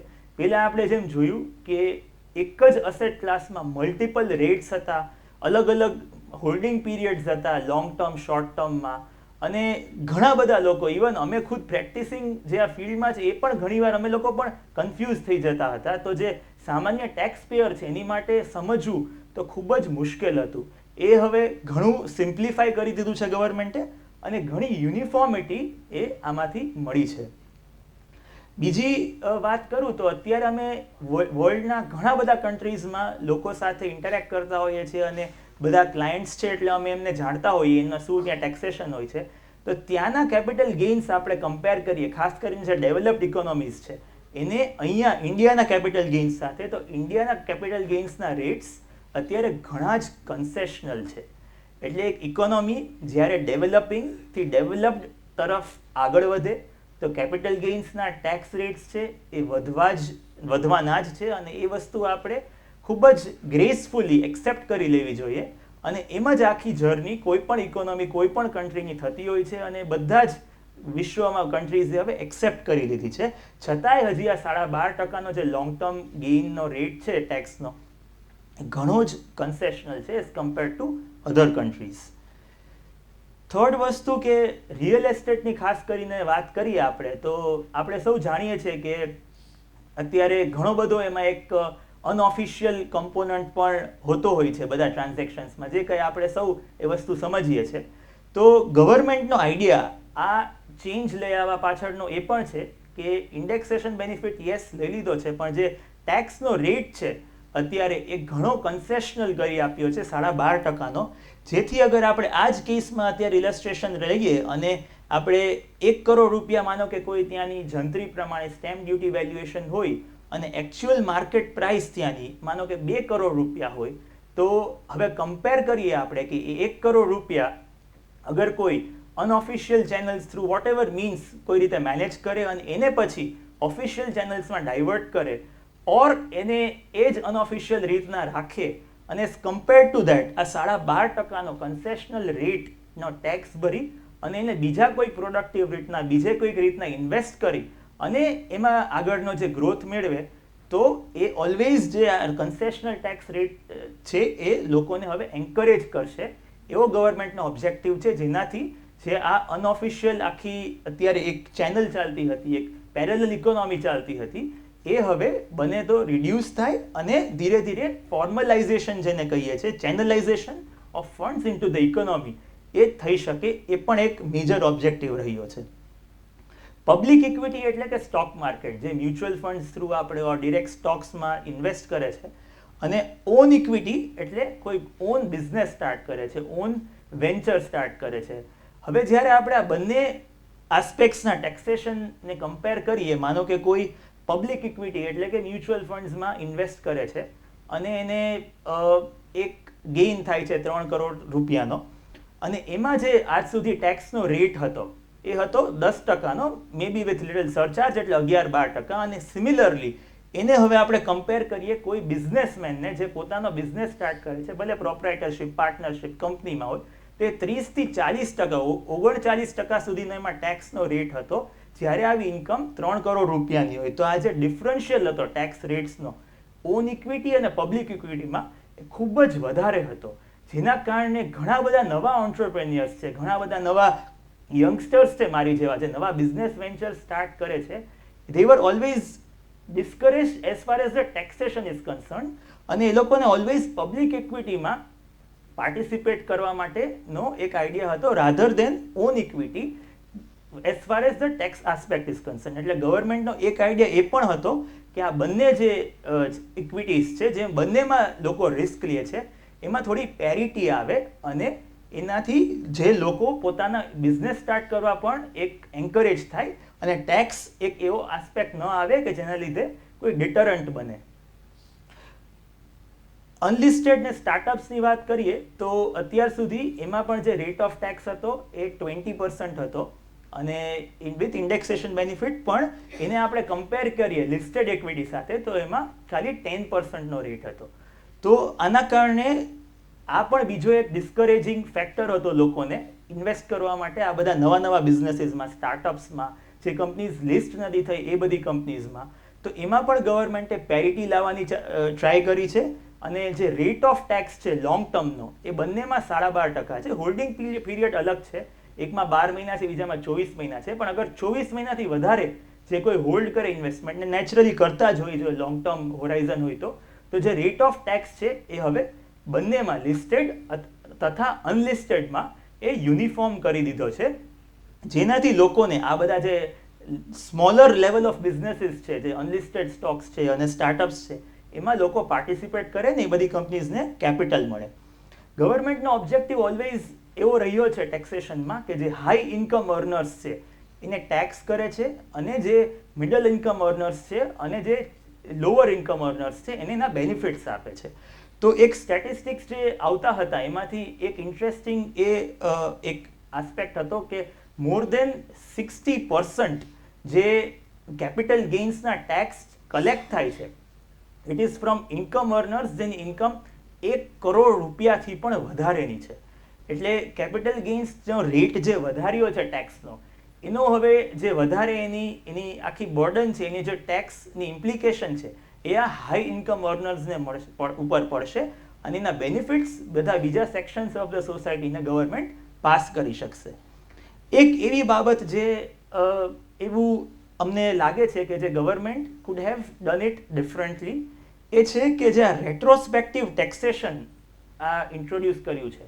ને વધારે સમજાવું તો આ જે રેટ ઇન્ક્રીઝ થયો છે 10માંથી 12.5%, એ બધી જ અત્યાર સુધીનો જે કાંઈ પણ ગેઇન થયો છે એના ઉપર બેકડેટેડ એની ઇફેક્ટ આવી ગઈ છે. એટલે હવે જે કાંઈ પણ સેલ થાય, જે એક્યુમ્યુલેટેડ પ્રોફિટ્સ હોય, જે આપણે વેચાણ ના કર્યા હોય, એ બધા ઉપર અપ્લાય થઈ ગયો છે.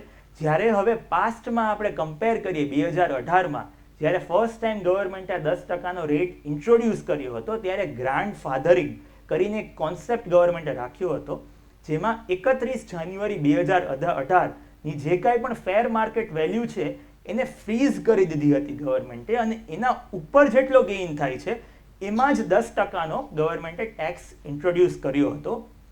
જેનાથી અગર કોઈ પણ ટેક્સ પેયર્સને એવું લાગતું હોય કે આ ટેક્સ છે એ એમને એક્સેપ્ટેબલ નથી, તો એ ત્યારની જે વેલ્યુ છે, જ્યારે ત્યારનું બજેટ આવ્યું હતું, એમાં લિક્વિડેટ કરી અને એક્ઝિટ કરી શકે છે, અને બેકડેટેડ ટેક્સ નથી.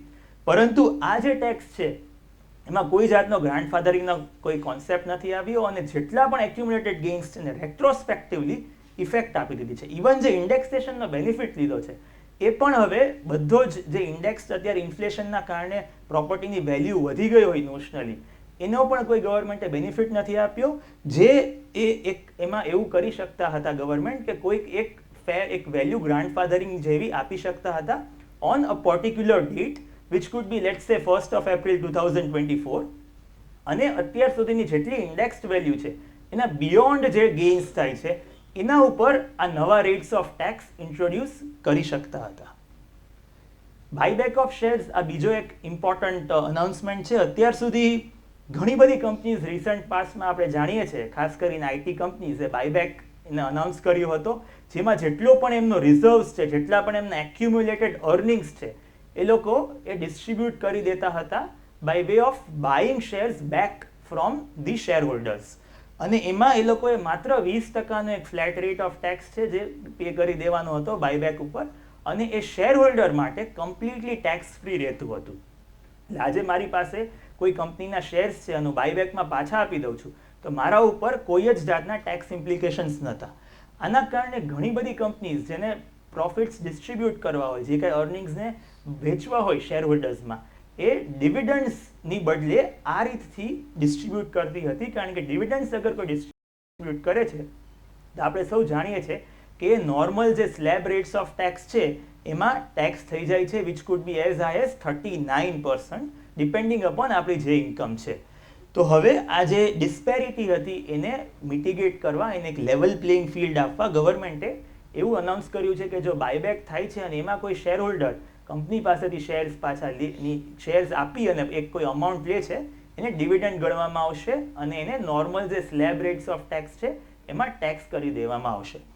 અને જે કાંઈ પણ વેલ્યુ છે જે શેર્સની, જે શેર હોલ્ડર આપી દે છે, એને એક કેપિટલ લોસ ગણવામાં આવશે, અને બીજી કેપિટલ ગેઇન્સ એની ઇન્કમ સામે સેટ ઓફ પણ થઈ શકશે અને આગળના ફાઇનાન્શિયલ યર્સમાં કેરી ફોરવર્ડ થઈ શકશે, જેનાથી બીજી કેપિટલ ગેઇન ઇન્કમ સામે એ સેટ ઓફ થઈ શકે. અને આ જે છે 1 ઓક્ટોબરથી અપ્લાય થશે, એટલે આવતા 2 મહિનામાં અગર કોઈ બાયબેકના ઓપોર્ચ્યુનિટી મળે તો એમાં આ ટેક્સેશન એપ્લિકેબલ નથી. ઘણા બધા સ્ટુડન્ટ્સ છે, ઘણા બધા વર્કિંગ પ્રોફેશનલ્સ છે, એ આઉટસાઇડ ઇન્ડિયા વર્ક કરતા હોય અને ત્યારે એમને બેંક અકાઉન્ટ ઓપન કરેલું હોય, ઓર ત્યાં કંઈ ઇસોપ મળેલા હોય, એટલે સ્ટોક ઓનરશિપ પ્લાન્સ મળેલા હોય નાની નાની માત્રાઓમાં, અને ઇવન ઘણા બધા ઇન્વેસ્ટર્સ અહીંયાથી ફોરેન અસેટ્સમાં ઇન્વેસ્ટ કરતા હોય, તો અને એ લોકો રેસિડન્ટ હવે થઈ જાય છે ઇન્કમ ટેક્સમાં, તો એ લોકો ઇન્કમ ટેક્સમાં ના રિટર્નમાં એનું ડિસ્ક્લોઝર આપવું પડતું હોય છે, જે ફોર્મેટ પ્રિસ્ક્રાઇબ છે એમાં.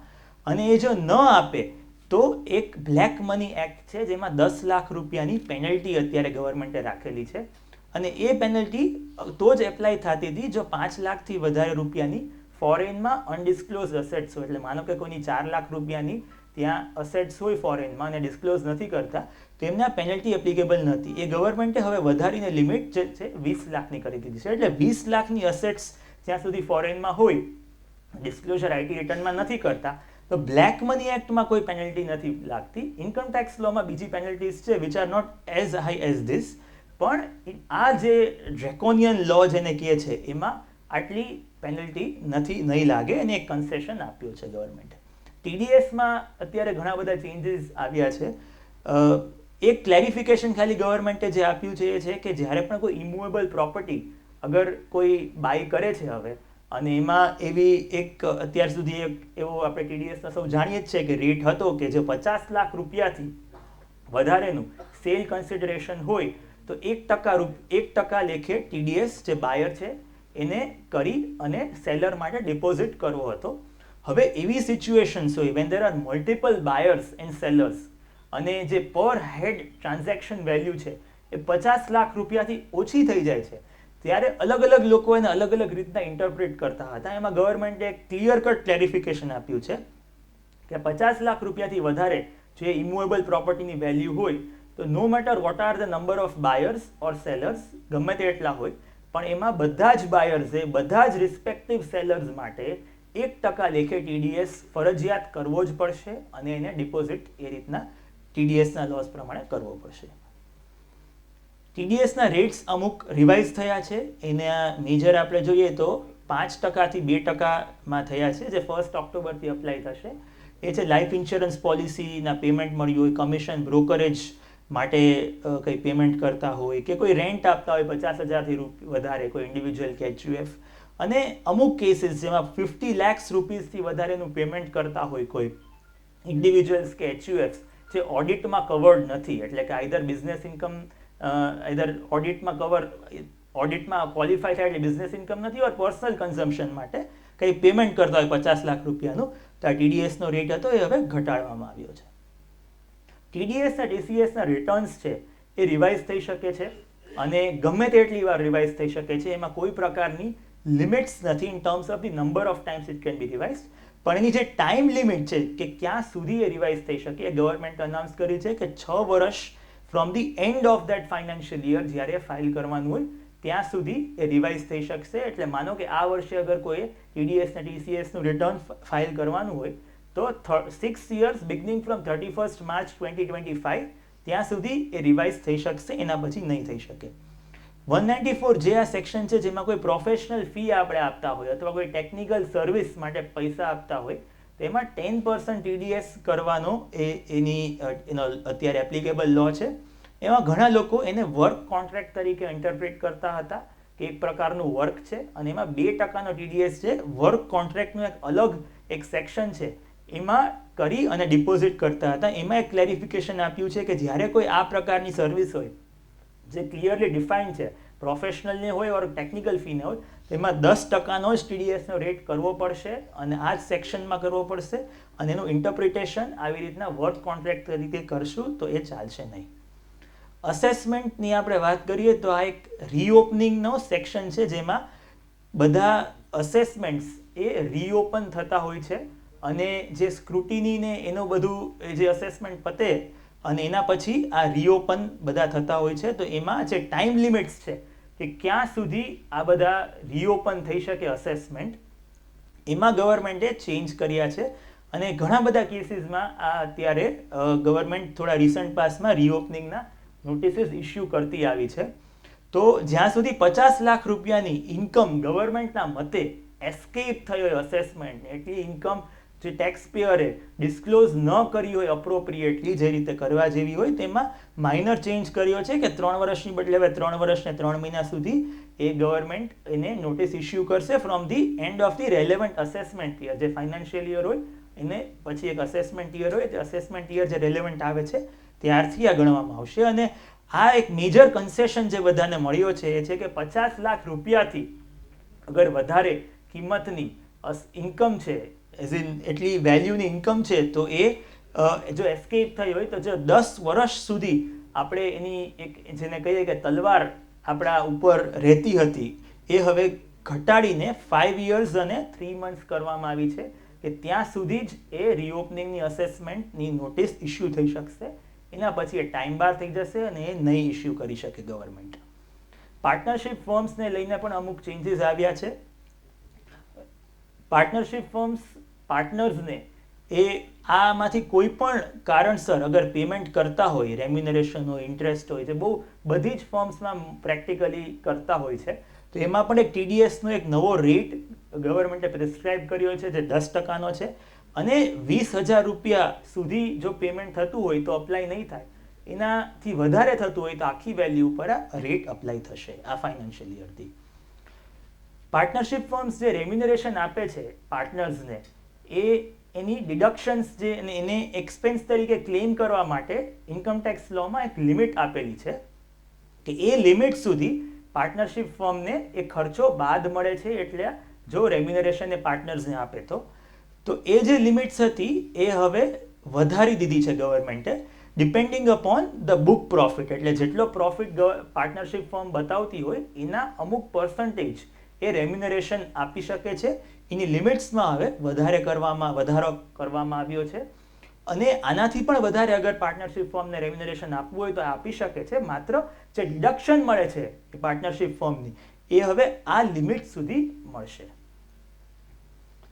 બીજા અમુક ઇમ્પોર્ટન્ટ અનાઉન્સમેન્ટ્સ જેની હું વાત કરવા માંગીશ, એક વિવાદ સે વિશ્વાસ સ્કીમ 2020માં આવેલી હતી જે ગવર્મેન્ટની ખૂબ જ સક્સેસફુલ ગઈ હતી, જેમાં કોઈ પણ લિટિગેશન પેન્ડિંગ હોય એ કોઈ ટેક્સ પેયર એક અમાઉન્ટ આપી અને સેટલ કરી શકે છે. તો એની જ લાઇનમાં હવે ગવર્મેન્ટ એક નવી અનાઉન્સ કરી છે વિવાદ સે વિશ્વાસ સ્કીમ 2024, જેમાં પણ કોઈ પણ લિટિગેશન પેન્ડિંગ હોય અપીલ લેવલે કે ટ્રિબ્યુનલ લેવલે, તો એમાં કોઈ ટેક્સ પેયર એના એક લેવલનો ટેક્સ પે કરી અને એ સેટલ કરી શકે છે. ગિફ્ટ સિટી એક ખૂબ જ પોપ્યુલર ગ્લોબલ ફાઇનાન્શિયલ સેન્ટર થતું જાય છે આપણા ગુજરાતમાં, અને એમાં ગવર્મેન્ટે ઘણા બધા પ્રીવિયસ બજેટ્સમાં ટેક્સ બેનિફિટ્સ આપેલા છે. ત્યાં જે ફંડ સેટઅપ થયા હોય એને ખૂબ જ ટેક્સ કન્સેશન્સ આપ્યા છે બહારના જે આઉટસાઇડ ઇન્ડિયાના ઇન્વેસ્ટર્સ છે એને ઇન્વેસ્ટમેન્ટ કરવા માટે. આ બેનિફિટ્સ હવે આ બજેટમાં એક્સટેન્ડ કરી દીધા છે અમુક રિટેલ સ્કીમ્સને, અને ઇવન જે એક્સચેન્જ ટ્રેડેડ ફંડ્સ છે એને પણ આ બેનિફિટ્સ એક્સટેન્ડ થયા છે. એટલે જે એક અત્યાર સુધી બેનિફિટ્સ મળતા હતા એક ઓલ્ટરનેટિવ ઇન્વેસ્ટમેન્ટ ફંડ્સને, એના બિયોન્ડ આ બધી ટાઈપના વ્હીકલ્સમાં પણ એ મળશે. કોઈ બિઝનેસ ઓર કોઈ પ્રોફેશનલ છે એ કોઈ પ્રોસિડિંગ એની ચાલતી હોય છે, કોઈ પણ એક લો છે એ ફોલો ન કર્યો હોય તો, અને એનો કોન્ટ્રાવેન્શન થયું હોય તો એ જે કોન્ટ્રાવેન્શન થયું હોય અને એને સેટલમેન્ટ માટે કોઈ રૂપિયા આપે છે કે એ એક્સેપ્ટ કરી લે છે કે એનાથી કોન્ટ્રાવેન્શન થયું છે, લો ફોલો નથી કર્યો એણે, અને એને સેટલ કરવા માટે અગર કોઈને પણ એ પૈસા આપે છે તો એ હવે ખર્ચામાં બાદ નહીં લઈ શકે. એટલે કોઈ પણ પ્રકારની ફાઇન્સ હોય, પેનલ્ટીઝ હોય કે કોઈ સેટલમેન્ટ જેનાથી થઈ જાય અને એ મેટર પતી જાય એવા પેમેન્ટ્સ હોય તો એ હવે એક્સપેન્સ ક્લેમ નહીં કરી શકે બિઝનેસ. ચેરિટેબલ ટ્રસ્ટને પાસ્ટના અમુક બજેટ્સમાં એક આખી નવી એક મિકેનિઝમ આપી હતી જેમાં એ લોકોએ રજિસ્ટ્રેશન કરવાનું હતું ફરી ઇન્કમટેક્સ ડિપાર્ટમેન્ટમાં, અને એ જો રજિસ્ટ્રેશન એનું સક્સેસફુલી જાય તો જ એ એલિજિબલ રહી શકતા હતા, હવે એક્ઝિસ્ટ કરી શકતા હતા. તો આ બધા જે મિકેનિઝમ છે જેમાં એને રજિસ્ટ્રેશન કરવાનું છે એમાં કોઈ પણ કારણસર કોઈ ચેરિટેબલ ટ્રસ્ટ અગર રજિસ્ટ્રેશન ન કરી શક્યું હોય તો ગવર્મેન્ટે એ અનાઉન્સ કર્યું છે કે એ રિક્વેસ્ટ કરી શકે છે ડિપાર્ટમેન્ટને to extend that time limit for registration, અને ગવર્મેન્ટ અને ઇન્કમટેક્સ ડિપાર્ટમેન્ટ એ એક્સેપ્ટ કરી શકે છે, કોન્ડોન કરી શકે છે ડીલે. ઇવન એના ATGનું જે રજિસ્ટ્રેશન છે તે બીજું એક રજિસ્ટ્રેશન હોય છે જે ટ્રસ્ટ ચેરિટેબલ ટ્રસ્ટ લેતા હોય છે, એમાં પણ સિમિલરલી ગવર્મેન્ટ એક્સેપ્ટ કરી શકે છે અને અલાઉ કરી શકે છે કે લાંબા અમુક ટાઈમ સુધી એ રજિસ્ટ્રેશન ન થયું હોય તો ચાલશે. આ એક 115BB કરીને સેક્શન છે જેમાં કોઈ પણ અનએક્સપ્લેન ક્રેડિટ્સ હોય, અનએક્સપ્લેન ઇન્કમ્સ હોય જે પ્રૂવ થાય છે કે એ અનએક્સપ્લેન છે, એનો કોઈ નેચર સોર્સ જસ્ટિફાઈ નથી થઈ શકતો, તો એમાં અત્યારે 78%નો ટેક્સનો રેટ એપ્લિકેબલ છે. આ એક ખૂબ ઇન્ટરેસ્ટિંગ એક વાત જાણવા મળી છે બજેટમાં કે જો સર્ચ કન્ડક્ટ થાય છે, એટલે આપણે જેને કોમન પાર્લાન્સમાં રેડ કહીએ છીએ, તો એ સર્ચ કન્ડક્ટ થાય અને એમાં જો જે કાંઈ અનડિસ્ક્લોઝ ઇન્વેસ્ટમેન્ટ્સ અનડિસ્ક્લોઝ અસેટ્સ મળે છે એમાં 60%નો રેટ છે. એટલે આ એક બહુ ઇન્ટરેસ્ટિંગ એક વસ્તુ છે ટુ નોટ કે આ ડિફરન્સ 60%માં એ સેટલમેન્ટ થઈ શકશે. ટુ કન્ક્લુડ, આ એક કોટ છે આપણા પ્રાઇમ મિનિસ્ટરનો કે India is a land of reform, perform and transform. તો રિફોર્મ્સ આપણે જાણીએ જ છે, જે આપણે છેલ્લા 1 કલાકથી ડિસ્કસ કરીએ છીએ કે ઘણા બધા ગવર્મેન્ટે આ બજેટમાં જ નહીં, બજેટમાં તો ખૂબ જ રિફોર્મ્સ કર્યા જ છે, પણ ઇવન પાસ્ટ બજેટ્સમાં અને અક્રોસ ઘણા બધા રિફોર્મ્સ ગવર્મેન્ટ કરતી આવી છે. અને એ રિફોર્મ્સ જે અનાઉન્સ થાય છે એમાં ગવર્મેન્ટ અને આપણે સૌ એમાં પરફોર્મ કરીએ છીએ, એને એક્ઝિક્યુટ કરીએ છીએ, એને અમલમાં મૂકીએ છીએ. અને એના કારણે આખું કન્ટ્રી અત્યારે આ ટ્રાન્સફોર્મેશનની જર્ની ઉપર જઈ રહ્યું છે. અને જે સૌનું ડ્રીમ છે આપણું કે ઇન્ડિયા એક ડેવલપ્ડ ઇકોનોમી થઈ જાય at the earliest possible, not even 2047 ની પહેલાં એક ડેવલપ્ડ ઇકોનોમી થઈ જાય, એ ખરેખર આપણું અચીવ થાય. એક જનરલ ડિસ્ક્લેમર કે જે કાંઈ પણ આમાં વ્યૂઝ હતા એ મારા પર્સનલ વ્યૂઝ છે, કોઈ પણ પ્રકારની પ્રોફેશનલ એડવાઇસ નહોતા અમે આપવા માંગતા. આ એક જસ્ટ ગ્લિમ્સ અમારી અપકમિંગ ઓફિસ જે કોર્પોરેટ હાઉસ થઈ રહ્યું છે એની. આપમાંથી ઘણા બધા જાણતા જ હશો, અમીન માર્ગ ઉપર અમારું આ કોર્પોરેટ હાઉસ આવી રહ્યું છે. અને ટૂંક સમયમાં મોસ્ટલી દિવાળી કે એની આસપાસ તમારા બધાના બેસ્ટ વિશીસથી અમે આ નવા હાઉસમાં મૂવ થશું. અમારી સ્કેડ્યુલ ઓફ પ્રેઝન્ટેશન છે જે વેબિનાર હતું, અને એનું પણ ઇંગ્લિશમાં રેકોર્ડિંગ યુટ્યુબ ઉપર અવેલેબલ છે. અને આનું રેકોર્ડિંગ પણ મેં જેમ વાત કરી એ આપ સૌને મળી જશે. Thank you so much. આપ સૌ રવિવારની આ સવારે આવ્યા, અને હવે આપણે કંઈ પણ ક્વેશ્ચન્સ હોય તો લઈએ.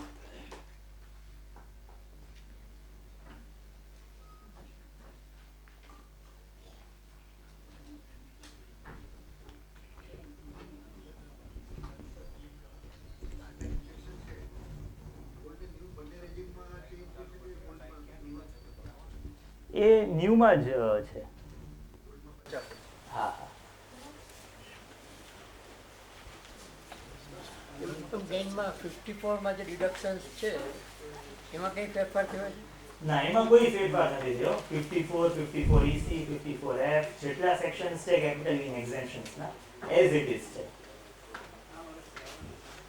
માનો કે mutual fund long term gain આપણે રેસિડેન્સ બિલ્ડિંગમાં રોકી શકતા હતા, Yes. ચાલુ જ. Yes yes. તો એવી રીતે ઇક્વિટી ટુ ઇક્વિટી આપણે રોકીએ તો ગેઇન આપણે ના, નથી. કારણ કે પ્રોપર્ટીમાં કેમ છે કે પ્રોપર્ટી આપણે લઈ છીએ તો મળે છે, તો આમાં આપણને એવું નથી મળતું.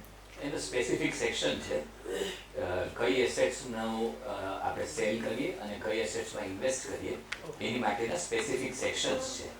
એટલે એમાં ઇક્વિટી ટુ ઇક્વિટી નથી, પણ એની અંદર છે ને એક સેક્શન 54ની અંદર ફરક એવો થઈ જશે કે પહેલા આપણે જે કાંઈ પણ કેપિટલ ગેઇન્સ ઇન્વેસ્ટ કરવાનો થતો હતો એ ઇન્ડેક્સેશન પછી જે કેપિટલ ગેઇન થાય ને એને નવી એસેટમાં ઇન્વેસ્ટ કરવાનો થતો હતો. હવે શું થશે કે ઇન્ડેક્સેશન કાઢી નાખેલું છે, એટલે જે ઇન્વેસ્ટેબલ અમાઉન્ટ છે ને એ વધી જશે કેપિટલ ગેઇન્સનું એક્ઝમ્પશન લેવા માટે.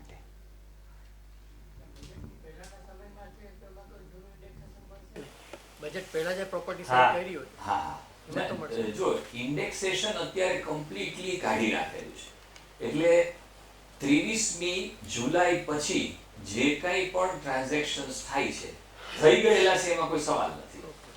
હવે જે ટ્રાન્ઝેક્શન્સ થાય છે એની અંદર કોઈ પણ જાતનું ઇન્ડેક્સેશન આપણને મળવાનું નથી. ગયા મે જૂનમાં આપણે કંઈ કર્યું હોય તો એ હા, જૂનમાં એમાં મળશે. એમાં મળશે. 2000 પહેલાની પ્રોપર્ટી હોય તો 1/4/2001 ની જે વેલ્યુ છે ત્યારની જો રિયલ એસ્ટેટ પ્રોપર્ટી છે ત્યારની જે જંત્રી હોય એ હવે કોસ્ટ તરીકે ગણવામાં આવશે, એમાં કોઈ ઇન્ડેક્સેશનનો બેનિફિટ નહીં મળે. ત્યારની જે જંત્રીની જે વેલ્યુ હોય એ ડિરેક્ટલી સેલ વેલ્યુમાંથી ઓછી કરી અને જે ગેઇન આવે સારા 12% કરી દેવાના.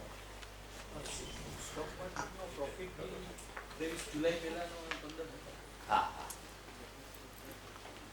23 જુલાઈ પછી જ છે. સ્ટોક માર્કેટમાં પેલા 2018 નો આપણે હા, એ બેનિફિટ મળશે. એ જેમ છે, એ જેમ છે. સર આપણે કરંટ ફાઇનાન્શિયલ યર છે 2024-25નું, હવે એમાં આપણે એનું જ્યારે રિટર્ન ભરીએ 2024-25 ફાઇનાન્શિયલ યરનું 2025 એવી એસેસમેન્ટ યરમાં, પછી એમાં સેલેરી કે પેન્શન ઇન્કમ હોય, પ્લસ આપણે શેરબજારની આ કેપિટલ ગેઇન ટેક્સ ને લોંગ ટર્મ ને શોર્ટ ટર્મ ઉમેરીએ અને તો ઓલ્ડ રિઝાઇમમાં આપણે ભરીએ, પછી આપણે ચેન્જ ન થઈ શકે કે પછી ચેન્જ થઈ શકે? એટલે તમારી પાસે બિઝનેસ ઇન્કમ નથી, બિઝનેસ ઇન્કમ આ તો દર વર્ષે જે કંઈ ફેરફાર કરવો હોય થઈ શકે, ઓલ્ડ ન્યૂ ઓલ્ડ જે કરવું હોય. અચ્છા, એટલે પેન્શન પ્લસ શેરબજારની કેપિટલ ગેઇન ટેક્સ ગણીએ તો ચાલે ને? ITR 3 માં ચેન્જ અલાઉડ નથી. આ સોવરિન ગોલ્ડ બોન્ડ્સ જે લીધા હતા એનો જે હવે રિડમ્પશન પીરિયડ ચાલુ થયો એટલે ગવર્મેન્ટે આ ઘટાડી અને એવું કર્યું, એવું લોકોનું ઓલું છે. પણ વેધર ધેટ લોસ ઇઝ કમ્પન્સેટ, એટલે ગવર્મેન્ટને જે ફાયદો થશે સોવરિન ગવર્મેન્ટના પૈસા પાછા ઓછા આપવા પડશે માર્કેટ ડાઉન થઈ એટલા માટે, અને એને જે કસ્ટમ્સ ડ્યુટીમાં લોસ જશે એ બેની કઈ કમ્પેરિઝન છે એસ્ટિમેટેડ? એટલે સોવરિન ગોલ્ડ બોન્ડ્સ છે ને એને કઈ રીતથી જોવાના છે. સોવરિન ગોલ્ડ બોન્ડ્સ એવી વસ્તુ હતી કે મારી પાસે ગોલ્ડ છે, મારે ગોલ્ડ જ રાખવું છે, ભાવની સાથે કોઈ સંબંધ નથી, મારે ગોલ્ડ રાખવું છે. તો એક ઓપ્શન એ હતો કે હું ગોલ્ડ લોકરમાં રાખી મૂકું. બીજો ઓપ્શન એ છે કે ગવર્મેન્ટને હું એ ગોલ્ડ આપી દઉં, gold or in terms of monetary value એને ગોલ્ડ આપી દો. તો કે એક કામ કરો, તમે અમને આપશો ને તો 2% વ્યાજ આપીશું અને આ ગોલ્ડનું એપ્રિસિએશન થશે ને એની પર કેપિટલ ગેઇન તમને ફ્રી છે. તમને તમારું ગોલ્ડ 7 વર્ષે 8 વર્ષે જે કંઈ એની વિન્ડો છે એ પ્રમાણે તમને પાછું. એટલે એને પ્રાઇસીસ સાથે નહીં પણ ગોલ્ડના કસ્ટોડિયન આપણને પૈસા આપે છે એ રીતથી વિચારવાની જરૂર છે. તે દિવસે ગોલ્ડ હતું, આજે તમને ગોલ્ડ મળે છે અને એની સામે ગવર્મેન્ટનો જો કોઈ આવો ઓબ્જેક્ટિવ હોય તો સ્ટ્રેટ હવે એની રેવન્યુ ઘટી જાય છે. આજે જે 15% રેવન્યુ હતી, ડેઈલી ગોલ્ડ ઇમ્પોર્ટ થાય છે ઇન્ડિયાની અંદર, તો એ 15%માંથી 6% રેવન્યુ તો રોજ કસ્ટમ્સની ઇન્કમ ડિક્રીઝ થઈ જાય છે. એટલે ભલે એના ઇમ્પ્લિકેશન્સ આવા બધા હોઈ શકે પણ એમ કે ભાઈ મારે એને પાછા આપવાના છે ત્યારે એમ કે એની વેલ્યુ ઘટાડી નાખવું, કે કારણ કે એ તો તમે બીજે દિવસે ગોલ્ડ બાય કરી લેજો. અમે તમને રિડમ્પશન થી આપીએ છીએ, બીજે દિવસે તમે ગોલ્ડ બાય કરી લેજો, તમે 100 ગ્રામ મને આપેલું છે, 100 ગ્રામની વેલ્યુ તમને પાછી આપી દઉં છું. એટલે એ રીતથી આઈ થિંક વિચારવું જોઈએ. આ ઇન્ડેક્સેશન કાઢી નાખ્યું છે તો રિયલ એસ્ટેટ ઉપર શું ઇમ્પેક્ટ? એટલે એક તો આસ્પેક્ટ જે વાત કરી કે ભાઈ જે આજે પ્રોપર્ટીઝ છે કે જેની કરોડ રૂપિયાનો ડોક્યુમેન્ટ થાય છે, એની વેલ્યુ કદાચ 2 કરોડ હોય છે, તો અત્યારે જે અમે બધાને જેની સાથે વાતો કરતા હોય છે જે રિયલ એસ્ટેટમાં, અને હવે નવો જે આખો જનરેશન છે એને એ બાકીના પૈસા કેશ જોઈતા નથી. હવે એ સ્ટ્રેટ હવે જો 1 કરોડના 2 કરોડ હું ડોક્યુમેન્ટ કરી એડિશનલ અને મને જો એ 12.5% પૈસા ઓફિશિયલ થતા હોય તો એ માટે મારે પોઝિટિવ વસ્તુ છે. એટલે રિયલ એસ્ટેટ સેક્ટરને એની લીધે ઇમ્પેક્ટ થઈ જાય એવી કોઈ સિચ્યુએશન નથી દેખાતી. ઇનફેક્ટ ધીરે ધીરે રિયલ એસ્ટેટ સેક્ટરનું ફોર્મલાઇઝેશન, વધારે ને વધારે ઓફિશિયલ મનીમાં ચેનલાઇઝેશન એ થાય એવું અમને દેખાય છે. અને આ જ કદાચ અપ્રોચ છે ને ગવર્મેન્ટનો હોય કે કોઈને ઇન્સેન્ટિવાઇઝ કરી કે ભાઈ 12.5% આજે જે લોકો મોટા ટ્રાન્ઝેક્શન્સ કરે છે એની ઇન્કમો 30% પ્લસ સરચાર્જ ગણો એટલે એ બધાને 32-34%માં તો એટલીસ્ટ ટેક્સ ભરતા હોય છે. એની બદલે એના પૈસા જો એ 12.5%માં ઓફિશિયલ થઈ જાય તો એની માટે સારી વસ્તુ છે. એટલે વી થિંક કે રિયલ એસ્ટેટ સેક્ટર અને બહુ ઇફેક્ટ ન થવી જોઈએ. એટલે ખરેખર એક હું કહે ડિસ્કરેજ કરવા ટ્રાય કરી છે કે એન્કરેજ કરવા ટ્રાય? એટલે એન્કરેજ કરી અને વધારે ફોર્મલાઇઝ કરવા. એટલે જે કેશ ટ્રાન્ઝેક્શન્સ હોય એટલે આખા ઇન્ડિયામાં, દિલ્હીમાં હોય કે રાયપુરમાં હોય કે નાગપુરમાં હોય, બધી જગ્યાએ જે કેશ ટ્રાન્ઝેક્શન્સ થતા હોય એમાં વધારે ને વધારે રિયલ એસ્ટેટ સેક્ટરમાં ઓફિશિયલ પૈસાનું ટ્રાન્ઝેક્શન થાય. અને જ્યારે કોઈ પણ ઇકોનોમીમાં ઓફિશિયલ પૈસાનું જે ટ્રાન્ઝેક્શન થતું હોય ત્યારે એની સાઇઝ હંમેશા વધતી જતી હોય છે. બીજું આ એનપીએસ ની જે 50,000 લિમિટ છે ન્યૂ ટેક્સ રીજીમમાં લાગુ પડશે, એના જે બેનિફિટ છે? હા યસ, ન્યૂ ટેક્સ રેજીમમાં મળશે હવે. તમે જે કહ્યું કે ઓફિસ સોરી એમ બેસી રહું છું હા ઓફિશિયલી જે વધારે થશે એટલે વ્હાઇટમાં વધારે મારું માનવું છે કે વધારે ઓછી પ્રાઇસમાં કારણ કે ગેઇન વધારે ન બતાડવો હોય એટલે ઓછી પ્રાઇસ બતાવી ઓફિશિયલી અને ગ્રેટનો પૈસો વધુ નહીં થઈ જાય. એટલે આજે ધારો કે લેટ્સ ફોર ઇન્સ્ટન્સ એઝ્યુમ કરીએ કે કેશ પૈસા થઈ જાય એમ કે મારે આ 12.5% ટેક્સ નથી જ ભરવો. બીજે દિવસે એ પૈસા ઘરમાં કેશ આવી ગયા. એ કેશ આવી ગયા એ આઈધર રિયલ એસ્ટેટ સિવાય મિનિંગફુલી ક્યાંય બીજે ઇન્વેસ્ટ થાય નહીં. તો એ પૈસાને ખાલી અમે તો આ બહુ ડિટેલમાં અમારે બધા ડિસ્કશન્સ થતા હોય છે. હું એક ઓપ્શનમાં એમ જોઉં કે હું ટેક્સ નહીં ભરું, હું પૈસા લોકરમાં રાખીશ. હું લોકરમાં રાખું અને ઓન એન એવરેજ કદાચ એકાદ વર્ષ જો લોકરમાં પૈસા રાખી મૂકું ને તો મારો જે ઇન્વેસ્ટમેન્ટનું રિટર્ન જે લોકરમાં એમને અનયુઝડ પૈસા છે એની બદલે હું 12.5% ટેક્સ ભરીને પૈસા જો ઇન્વેસ્ટ કરી દઉં તો એ જે ટેક્સ જેટલું રિટર્ન તો મારું ઓલરેડી મળી જવાનું અને એ પૈસા હું બીજે ક્યાંય ઉપયોગ નથી કરી શકતો. આજની જે પરિસ્થિતિ છે એમાં હું ક્યાંય બીજે ઉપયોગ નથી કરી શકતો. અને ઘણા બધા લોકો અત્યારે એટલે ખાસ કરીને નોન રેસિડન્ટ્સ અને ફોરેનના પૈસા જે ઇન્ડિયામાં આવતા હોય છે આ સેક્ટરમાં ઇન્વેસ્ટમેન્ટ કરવા માટે એ લોકોને this is one of the biggest difficulties કે આજે અમે ઇન્ડિયામાં પૈસા ઇન્વેસ્ટ કરવા છે, કેશ પૈસા ઇન્વેસ્ટ કરવાના, કેશ પૈસા આવે ને મેનેજ કેવી રીતે કરીશું. નેક્સ્ટ જનરેશન છે એને પણ આ કેશ પૈસા એના ટ્રાન્ઝેક્શન્સ એમાં જરા પણ રસ નથી. એટલે ધીરે ધીરે આ લો ટેક્સ કરી અને આખો અપ્રોચ ચેન્જ કરવા માટે એવું લાગે છે કે મારે બીજું પૂછવું હતું કે મેં જમીન વેચી ત્યારે કેપિટલ ગેઇન્સ ટેક્સ માટે મેં એક ફ્લેટ લીધો. હવે એ 3 વર્ષ માટે આઈ હેડ ટુ હોલ્ડ ઇટ. તો એ હવે હું વેચું તો આ નવા નિયમ પ્રમાણે કેપિટલ લોંગ ટર્મ ટેક્સ ભરવો પડે 12% તરીકે. હા એટલે અત્યારે હવે જે એ ફ્લેટ છે એ જ્યારે તમે ડિસ્પોઝ કરો ત્યારે એની પર long term capital gain tax ભરવો પડે. જે સેલ જે પરચેઝ વેલ્યુ જે આપણી હોય એ અને અત્યારે સેલ વેલ્યુના ડિફરન્સ ઉપર. એક પ્રશ્ન હતો, long term capital gain tax માટે આપણે જૂના જે શેર હોય જેના આપણી પાસે છે ને બિલ અવેલેબલ ન હોય, બરાબર છે, જેના ઘણા વર્ષો પહેલા લીધા હોય, અત્યારે ધારો કે વેચીએ તો એના ઉપર આપણને 12.5% લોંગ ટર્મ કેપિટલ ગેઇન્સ નવા નિયમ મુજબ લાગવાનું છે. તો બિલ ન હોય 2018 પહેલાના તો એનું શું કરવાનું?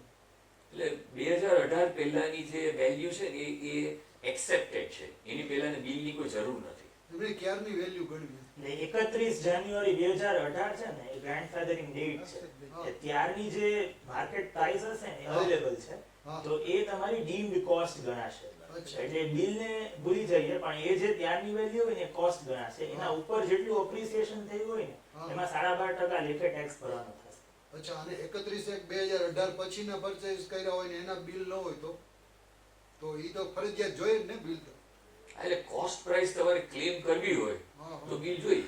અચ્છા, એમ નહીતર કેવી રીતે ગણે? 31/1/2018 ની જે વેલ્યુ છે એટલે એના પછીની જે વેલ્યુને વાત કરો છો, જો તમારે કોસ્ટ પ્રાઇસ તમે ક્લેમ નથી કરી શકતા તો એન્ટાયર વેલ્યુ પર ભરવાનો થાય. અચ્છા, બરાબર. ગિફ્ટમાં આવેલા આજે બિઝનેસ ઇન્કમ હોય તો તમે કીધું કે ઓલ્ડ રેજીમ એકવાર સિલેક્ટ કરીએ તો એ આ વર્ષથી લાગુ પડશે કે લાસ્ટ યરથી? આ વર્ષ 2024-25 જે છે ફાઇનાન્શિયલ યર એનાની વાત. એટલે આ વર્ષે આપણે જે સિલેક્ટ કરશું એ પછી આપણને બાઇન્ડિંગ રહેશે. હા હા, એટલે નેક્સ્ટ યર રિટર્ન જે ફાઇલ કરો તમે એમાં તમે અગર ઓલ્ડ રેજીમમાં જાઓ છો તો કાયમની ઓલ્ડ રેજીમ. એટલે અત્યારે જે રિટર્ન્સ છે ને જે આ 31 જુલાઈ પહેલા ફાઇલ કરવાના છે ને એની અંદર ન્યૂ રેજીમ છે એ ડિફોલ્ટ રેજીમ છે. બરાબર, એટલે જે ચાલુ કરીએ આપણે તો ન્યૂ રેજીમ પ્રમાણે જ કેલ્ક્યુલેશન થાય. હવે ધારો કે આપણે એમ કહીએ કે મારી બિઝનેસ ઇન્કમ છે, જો નોન બિઝનેસ ઇન્કમ હોય અધર દેન બિઝનેસ તો દર વર્ષે ફેરફાર થઈ શકે. જો બિઝનેસ ઇન્કમ છે અને આ વર્ષે એકવાર જો આપણે એને ઓલ્ડ રેજીમમાં જતા રહ્યા તો પછી પરમેનન્ટ આપણે ઓલ્ડ રેજીમમાં જ રહેવાનું થશે. FY 24-25 માં FY 24-25 જે 23-24 જે સિલેક્ટ કરશો એ એમની એમ રહેશે. પછી 23-24 નું જે રિટર્ન 31 જુલાઈ પહેલા ભરવાનું છે અને ઓડિટેડ હોય તો એના પછી એમાં જે સિલેક્ટ કરીએ છે એ પછી એમની એમ રહેશે. ઓલરેડી ફાઇલ થઈ ગયો રિટર્ન તો આપણે બાઇન્ડ થઈ ગયા તેવું. હા, એટલે ન્યૂ રેજીમાં ફાઇલ કર્યું હોય તો હજી એકવાર કરવું હશે તો ઓલરેડીમાં જવાશે. પણ એકવાર ઓલ્ડમાં ગયા પછી ઓલ્ડમાં જ રહેવાશે. બિઝનેસ ઇન્કમ હોય તો 31/3/24 વાળું. હા હા હા. અને 25 માં એવું કરો, ધારો કે 25 માં તમે ઓલ્ડ રેજીમાં જાઓ તો પછી ઓલ્ડમાં જ રહેવાનું થાય. ક્યારે પણ એકવાર તમને એક વખત ચેન્જ કરવા, ડિફોલ્ટ ઇઝ ન્યૂ, એક વખત ચેન્જ કરવા દે, પણ એ કર્યા પછી જો ઓલ્ડમાં જતા હોય તો ઓલ્ડમાં જ આપણે રહીએ છીએ. પહેલેથી ઓલ્ડમાં હોય એટલે આ વર્ષે તો બધા ન્યૂમાં જ છે.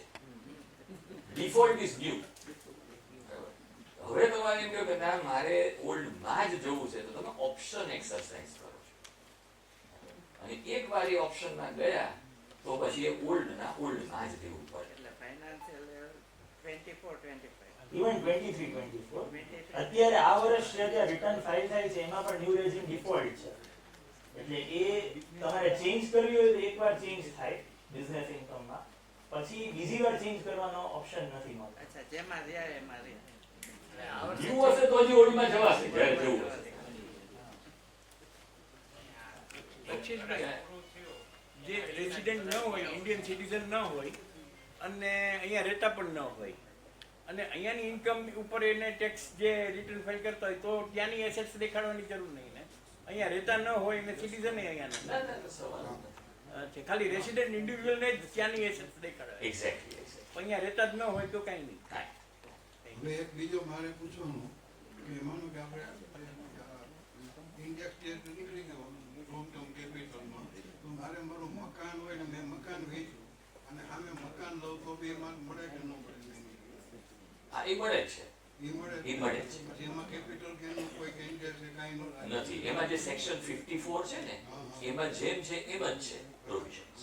બીજું કે આ જે ગોલ્ડ સેવરિંગ છે એ ગવર્મેન્ટમાં જે આપણે જમા કરાવેલી હોય, હવે એની જે એક્સપાયર ડેટ પર જ્યારે આપણને પાછું મળે તો હું ગોલ્ડ સ્વરૂપમાં લઈ લઉં તો પછી વેચાણ કિંમત પર તો કે આવતું જ નથી, મેં વેચ્યું તો નથી. સોવરિન ગોલ્ડ બોન્ડ છે ને એ હંમેશા એ લોકો એના પૈસા જ આપે છે. ગોલ્ડ હોય ગોલ્ડ નથી આપતા. ગોલ્ડ નથી આપતા, એના રૂપિયા જ આપે. અચ્છા, તો ગોલ્ડમાં ગોલ્ડ જ આપે છે. હા, જે સોવરિન ગોલ્ડ બોન્ડ છે ને એમાં પૈસા જ આપવાના અને પૈસા જ પાછા મળે. એ જે પ્રાઇસ છે ને એ ગોલ્ડની જે પ્રાઇસ હોય એ પ્રમાણે, પણ મળે પાછા પૈસા જ, ગોલ્ડ પાછું નથી મળતું. અચ્છા, જે ગોલ્ડ જે રોકાણ કર્યું હોય ત્યારે રૂપિયામાં જ રોકાણ કરવું પડે. રૂપિયા લાસ્ટ ક્વેશ્ચન લઈ લઈએ પછી બાર ચા કોફી સાથે આપણે ઇમુવેબલ એસેટ જે સેલની વાત થઈ, એટલે એની અંદર તમે જે કહ્યું કે 12.5% આપણે શું કામ ન આપીએ, બરાબર? તો that is from sellers view point કે આપણે 12.5% આપીને પછી આપણે વાઇટને જ લઈએ ને, પણ બાયર છે એ આપવા માટે તૈયાર હોવું જોઈએ ને. મેઇન વસ્તુ એ છે કન્વિનિયન્સ. એટલે એક ભાઈએ જે પૂછ્યું કે ભાઈ ઇમુવેબલ પર શું અસર થશે, તો I think this may be an effect, બરાબર? હવે એને કાઉન્ટરેક્ટ કરવા માટે જંત્રી જે ઇમ્પ્રેક્ટિકલ જંત્રી હતી, બરાબર, કે જે આજે 10,000ની જંત્રી હોય ત્યાં લાખ રૂપિયાનો ભાવ હોય, બરાબર, એટલે લેવાવાળો તો એવું જ કે 10,000નું ડોક્યુમેન્ટ મારે કરવું છે અને આપણે વ્હાઇટના મીન્સ કે બ્લેકના જોતા નથી, એટલે આપણે એમ કહીએ એટલે એને ભાઈ બાપા કરીએ એટલે 12%, 15%, 17%માં તૈયાર થાય, બરાબર, બાકી આપણે સાચવવાનું થાય. હવે એને કમ્પલ્સન ગવર્મેન્ટ વર્ષોથી વાત છે કે ગવર્મેન્ટને ઇન્કમ થાય તો જંત્રી શું કામ વધારતા નથી? Maybe there on vested interest છે ને.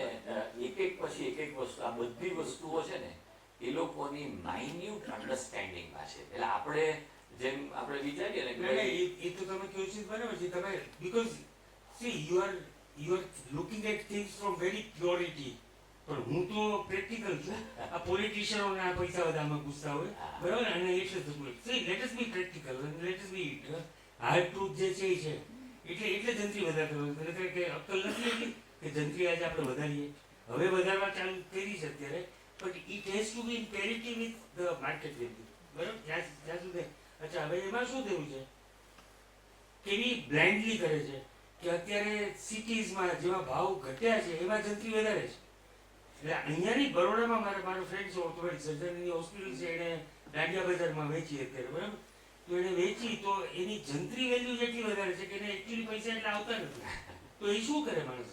એટલે let us accept the truth rather than speaking for the government. Government is not that pure. બધી જો હોલિસ્ટિકલી વિચાર કરીને કોમન માણસને ડિફિકલ્ટી ન થાય, પ્રેક્ટિકલ વિચાર કરીને તો કંઈક વધારે જુદી રીતે વિચાર કરે. એને અત્યારે ગવર્મેન્ટ આવું વિચારે છે, એને પૈસા ભેગા કરવા છે, ભલે ઇન્ફ્રાસ્ટ્રક્ચર ઊભું કરે બધું બરાબર છે, પણ આઈ ડોન્ટ થિંક કે દે આર પ્યોર, કે જાણે કોઈ પૈસા ખિસ્સામાં નહીં નાખતા હોય. બરાબર, આપણી પાસે પૈસા પડાવવામાં આપેલા છે. તમારો આક્રોશ છે તો સમજુ છું, પણ હું તમને કમ્પેર કરું, આપણે વાત કરીએ, પણ હું તમને કમ્પેર કરું. ડિમોનિટાઇઝેશન વખતે બધા પાસે, પોલિટિશિયન પાસે, બધાય પાસે પૈસા હતા અને છતાં ગવર્મેન્ટે ડિમોનિટાઇઝેશન કરેલું. એટલે આપણે એમ માનીએ કે ભાઈ સરકાર એનું સેફગાર્ડ કરીને કરે છે. આપણે ડિસ્કશન કરી લઈએ. આપણી પાસે 5 લાખ હોય ને તો બી આપણે વિચાર કરતા હતા કે શું કરવું, અને એની પાસે 50 કરોડ હોય તો બી they could manage. Actually the government is not of law, it is of man basically. There has to be government of law. Thank you. આવો